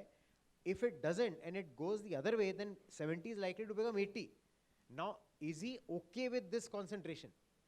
वो हर एक इन्वेस्टर की खुद की एक इनहेरेंट एपेटाइट होती है, एंड एज ही सेड कि एंडोमेंट बायस तो होता ही है कि भाई इसमें मैंने पैसा बनाया है, बट द फैक्ट इज आपका if it is return dilutive because उस 80% की फैसिनेशन की वजह से आप अपने इमोशंस को सामने रख के आप बाकी सेगमेंट ऑफ द मार्केट में पार्टिसिपेट नहीं कर पा रहे हैं, तो वो आपका decision, that is what you need to evaluate and between you as an advisor and him as the investor. See, I would just say, जैसे एक है ना, it's a well-known thing कि कोई भी डिसीजन आप लेते हो, वो डिसीजन अच्छा है या खराब है, उसका निर्णय रिजल्ट से नहीं लेना चाहिए. मतलब कि अगर आपका 100 में से 100 करोड़ का पोर्टफोलियो में एक शेयर 80 करोड़ है, तो आपको डाइवर्सिफाई करना ही चाहिए. अच्छा, आगे जाके वो शेयर का दाम और बढ़ गया, फिर आप बोलेंगे ओहो गलत हो गया. अरे भाई वो तो बढ़ गया इसलिए आप ऐसा बोल रहे हो, तो घट भी सकता था ना. घटता तो क्या बोलते, सही डिसीजन है, right. So it's a well known thing. ये आपको लगेगा काउंटर इंट्यूटिव या ऑड लगेगा या ऑकवर्ड लगेगा, but it's a well known fact that you are not supposed to judge the quality of a decision based on the result or outcome of the decision. मतलब कि ये pitch है, ये pitch पे मेरे पास 3 फास्ट बॉलर और 2 spinner होना चाहिए, वो कायदे का बात है ना. पिच देखा आपने, ओपोनेंट देखा, मैदान देखा, कंडीशन देखा, और आपने अपना अनुमान लगाया, जजमेंट लगाया, एडवाइजर को पूछा, कोच को पूछा, कंसल्टेंट को पूछा, मैनेजर को पूछा, अनुमान लगाया कि भाई ये पिच पे 3 फास्ट बॉलर और 2 स्पिनर होना चाहिए. वो लेके आप मैदान में गए, अभी उस दिन एक स्पिनर फेल हो गया, तो उसका मतलब ये थोड़ी है कि आपका डिसीजन गलत था. अभी उस दिन वो स्पिनर ने विकेट नहीं लिया भाई, तो क्या करेगा, लेकिन ये पिच पे तो 2 स्पिनर चाहिए. So you are not suppose to जज the quality of the decision based on the result of the decision, क्योंकि कोई भी डिसीजन को बहुत सारे चीज़ें अफेक्ट करता है. तो वो डिसीजन और उसका रिजल्ट साइड पे रखो. अगर आपका 100 करोड़ का पोर्टफोलियो है तो एक स्टॉक में 80 होना चाहिए कि नहीं, आंसर इज नो. उतना ही, उसको ज़्यादा कॉम्प्लिकेट नहीं करने का, क्योंकि बाद में तो बहुत कुछ हो सकता है. शेयर का दाम ऊपर भी जा सकता है, नीचे भी जा सकता है. है ना, एक स्टेटिस्टिकल टर्म है type 1 error and type 2 error. किसी के होने से क्या नुकसान है ना, वो आप मेजर कर सकते हो, मगर किसी के ना होने से क्या आप गवा रहे हो ना, वो आप मेजर ही नहीं कर सकते. Correct, right. So that is called type 2 error. Opportunity. और ज़्यादातर लोगों को टाइप 2 एरर समझ में नहीं आती. Right. Okay. So I think with this we end the session, and I think already we are over time. So I think हम लोग Q&A ऐसा करेंगे कि one-on-one discussion करेंगे. We'll not wait or open the Q&A right now. So we'll start with the dinner facilities. And yes.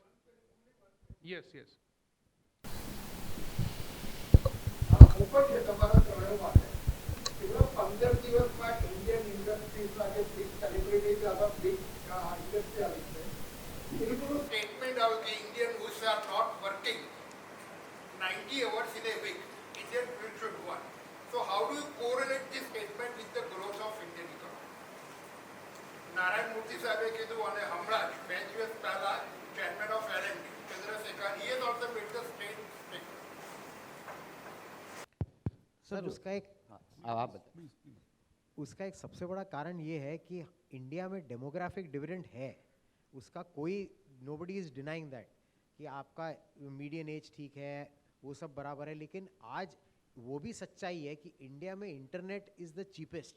तो इसीलिए data consumption in India has gone up 10 times in the last 6 years, क्योंकि आज वो youth अपने आप को skill करने के बजाय वो ज़्यादातर या तो इंस्टा रील देख रहा है या सोशल मीडिया पे लगा हुआ है, उससे कोई जीडीपी ग्रोथ नहीं हो रही है.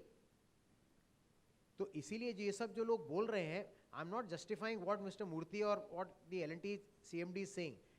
The point is that somebody when they say कि we need work life balance, अरे भाई पहले लाइफ तो बनाओ, उसके बाद वर्क लाइफ बैलेंस आएगा. हम बिना लाइफ बनाए वर्क लाइफ बैलेंस खोज रहे हैं.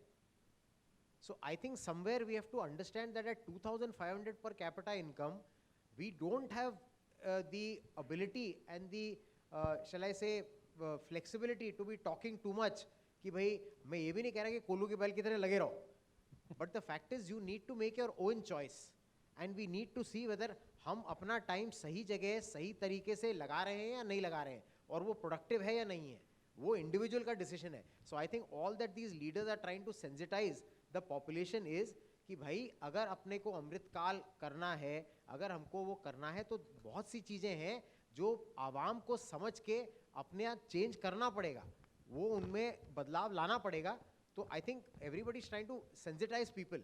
आई don't think anybody is giving a directive और सेइंग दिस इज राइट और this is wrong. So just to add के पॉपुलेशन ग्रोथ से ग्रोथ आती है, मगर ये पॉपुलेशन ग्रोथ है ना प्रोडक्टिव भी होनी चाहिए. जैसे सर ने बोला कि MPL पे ड्रीम 11 खेलने से कोई पैसे वाला नहीं बनेगा. तो अब दो तरह का के यूथ है, एक काम कर रहा है, दूसरा है वो MP. अब देखो अपने यहाँ से लड़के कनाडा जाते हैं, जैसे ही वहाँ पे जाते हैं प्रोडक्टिव हो जाते हैं, इधर इंजीनियर बनते हैं, इधर उनके लायक जॉब नहीं होता, बोले हम नहीं करेंगे, हम तो कनाडा जाएगा. कनाडा जाके डंकिन डोनट्स में लग जाता है. मेरा नेफ्यू इधर ही पढ़ा था, वो कनाडा जाके डंकिन डोनट्स में लगा, तो मैंने उसको फ़ोन किया, भाई तेरे को तो तेरे लायक जॉब इधर नहीं मिल रही थी, अभी ये तेरे को तेरे लायक जॉब मिली क्या? तो बोला मामा इधर काम करना ही पड़ता है. अब देखो क्यों काम करना पड़ता है, क्योंकि घर गर्म रखना पड़ता है, बाइक नहीं चलाते, कार लेनी पड़ती है क्योंकि ठंड बहुत है, समर वेयर अलग, विंटर वेयर अलग. देखो वहाँ पे ना कुदरत મહેરબાન નહીં है, આપણા જેટલી મહેરબાન નથી. તમારે જીવન જીવવા માટે જ બહુ કામ કરવું પડે. અહીંયાથી આણંદથી 15 કિલોમીટર દૂર જાઓ, હજી 15,000 રૂપિયામાં ઘર ચાલે છે, અને સોચી સમજી વિચારીને મત આપો તો ઇલેક્ટ્રિસિટી બિલ પણ માફ. તો પછી એ ડ્રીમ 11 જ રમે ને, ડેટા ફ્રી છે. આ એ લોકોને સંબોધીને છે. અમે મુંબઈમાં જોબ કરીએ છીએ, ઓફિસે પહોંચવું ને એટલે યુદ્ધ લડતા હોય એવું લાગે, right. To reach your office is like you are going through battles, right. અને એક માણસ 2-3 માણસનું કામ કરતો હોય છે. હવે એવા માણસને કહો કે તમે આખું અઠવાડિયું કામ કરો, પેલો યુદ્ધ લડવા જાય ને એ ઘરે આવીને પ્રત્યંચા છોડે, બરાબર ને, જે પ્રત્યંચા ચડાવેલી હોય તે.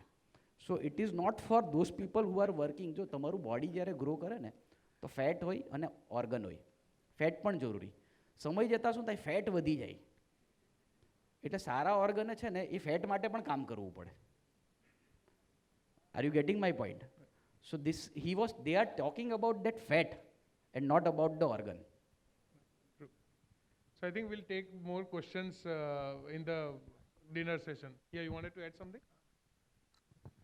नहीं तो मैं ऑपोजिट, मतलब उसका ऑपोजिट व्यू भी बोल देता हूँ, क्योंकि ऑब्वियसली सी इसमें कोई राइट रॉन्ग नहीं है, तो उसका ऑपोजिट व्यू भी मैं बोलता हूँ. देखो क्या होता है कि हमारा जो जनरेशन है, हमारा जनरेशन कैसा है मालूम है? अभी जनरेशन मतलब आई एम नियरिंग 50, तो हम लोग का जनरेशन कैसा है कि भाई जो नौकरी मिला वो पकड़ के रख. तो नौकरी तो मिला, तो you know, so we were working 70 hour week, वो सब हम किया है. अभी जैसे चिराग ने बोला उसका बेटा है, हाँ, उसका बेटा may not need to work 90 hours और 80 आवर्स और 70 hours. I mean it may not be necessary, right. Second thing क्या है कि क्योंकि ये हमारा जनरेशन कैपिटल डेफिसिट था, अभी का जो जनरेशन है वो स्लाइटली बेटर ऑफ है, Correct. राइट. तो उसको, और अभी जो यूथ है ना, उसको लगता है हम लोग का कुछ तो हो ही जाएगा बॉस, ऐसा क्या मतलब है, इतना क्या डरने का है. सी हम लोग बहुत इनसिक्योर थे, हमको लगता था कि मतलब ये हम लोग को इनसिक्योरिटी बहुत था, Right. तो हम लोग को लगता था कि काम नहीं करेगा तो करेगा क्या. जो हम लोग के बाद अभी जो 20 साल का है उसको लगता है इतना क्या डेस्परेशन है, कुछ ना कुछ तो हो जाएगा, मतलब क्या बात कर रहा है, Correct. इतना क्या प्रॉब्लम है, right. So they have different level of confidence. Second thing जो मेरे को ऐसा लगता है कि whether it is my generation और माई पेरेंट्स जनरेशन और एनी जनरेशन, सब जनरेशन को लगता है कि हमारे आने वाला, सब जनरेशन को लगता है कि हमारे बाद आने वाला ढक्कन है. बट दुनिया का हिस्ट्री क्या बताता है? What is the history of the world? The history of the world is that every generation is smarter. Right. It's not the reverse. Correct. तो मेरे को लगता है बैलेंस रखना चाहिए. अभी ये जो लीडर्स है, ये लोग आके टीवी पे बोलेंगे तुमको 90 घंटा काम करना पड़ेगा, उससे कुछ नहीं होएगा. वो लोग वो कंपनी में नहीं जाएगा, कहीं और जाएगा, उससे कुछ नहीं होगा. उसको जितना घंटा काम करना उतना ही घंटा काम करेगा वो. एंड ऐसा भी कोई रूल नहीं है कि 90 घंटा काम करने से काम अच्छा होता है. आपको इनफ डेटा मिल जाएगा प्रूव करने को कि 90 घंटा काम करने से लोग काम खराब करते हैं। Correct. तो मतलब क्या है कि जिसको जो प्रूव करने का उसका डेटा उसको मिल जाता है, तो इसमें कोई राइट रॉन्ग नहीं है, right. So I am just, मतलब आई एग्री विद दिस। मैं भी 70 आवर्स काम किया है। अभी हम लोग भी फ्राइडे नाइट को क्लाइंट्स के साथ ही बैठा है ना यार, हम थोड़ी घर पे बैठे हैं। हम लोग अभी काम ही कर रहे तो हैं। बराबर है ना, तो क्लाइंट्स भी पैसा बनाने के लिए सुन रहा है ना हम लोग का बात, तो हम सब काम ही कर रहे हैं। Correct. हम लोग नहीं तो हम भी घर पे बैठते थे। तो सबका अलग अलग व्यू है, उसमें कुछ नहीं है। कुछ है, they are luckier than us. and in fact, since every he generation mentioned, is luckier यार। to tell the view of the generation Z and generation beta and alpha, ये उनकी गलती नहीं है कि हमारी जनरेशन के पास पैसे हैं, ये भी एक रियलिटी है। Correct. अगर आप उनसे पूछेंगे ना, they actually tell that listen, I'm not against that you guys have worked, but that's great, that has given me freedom and I want to use it the way I think it is right. वो गर्दिश picture में ना जैकी श्रॉफ है ना, गर्दिश picture में जैकी श्रॉफ का father Amrish Puri है। तो अमरीश पुरी उसको बोलता है कि मेरा गलती हो गया, ऐसा औलाद मैंने पैदा किया। तो बोलता है मैंने एप्लीकेशन थोड़ी डाला था भाई तेरे को, मैंने थोड़ी अर्जी डाला था। बोलता है मैंने थोड़ी अप्लाई किया था, तूने पैदा किया ना भाई। Right. Okay, so thank you very much, all the panelists. Here we conclude season 2. Right. Looking forward to another season again. Right. We'll take the questions in the dinner session if you want. Thank you very much.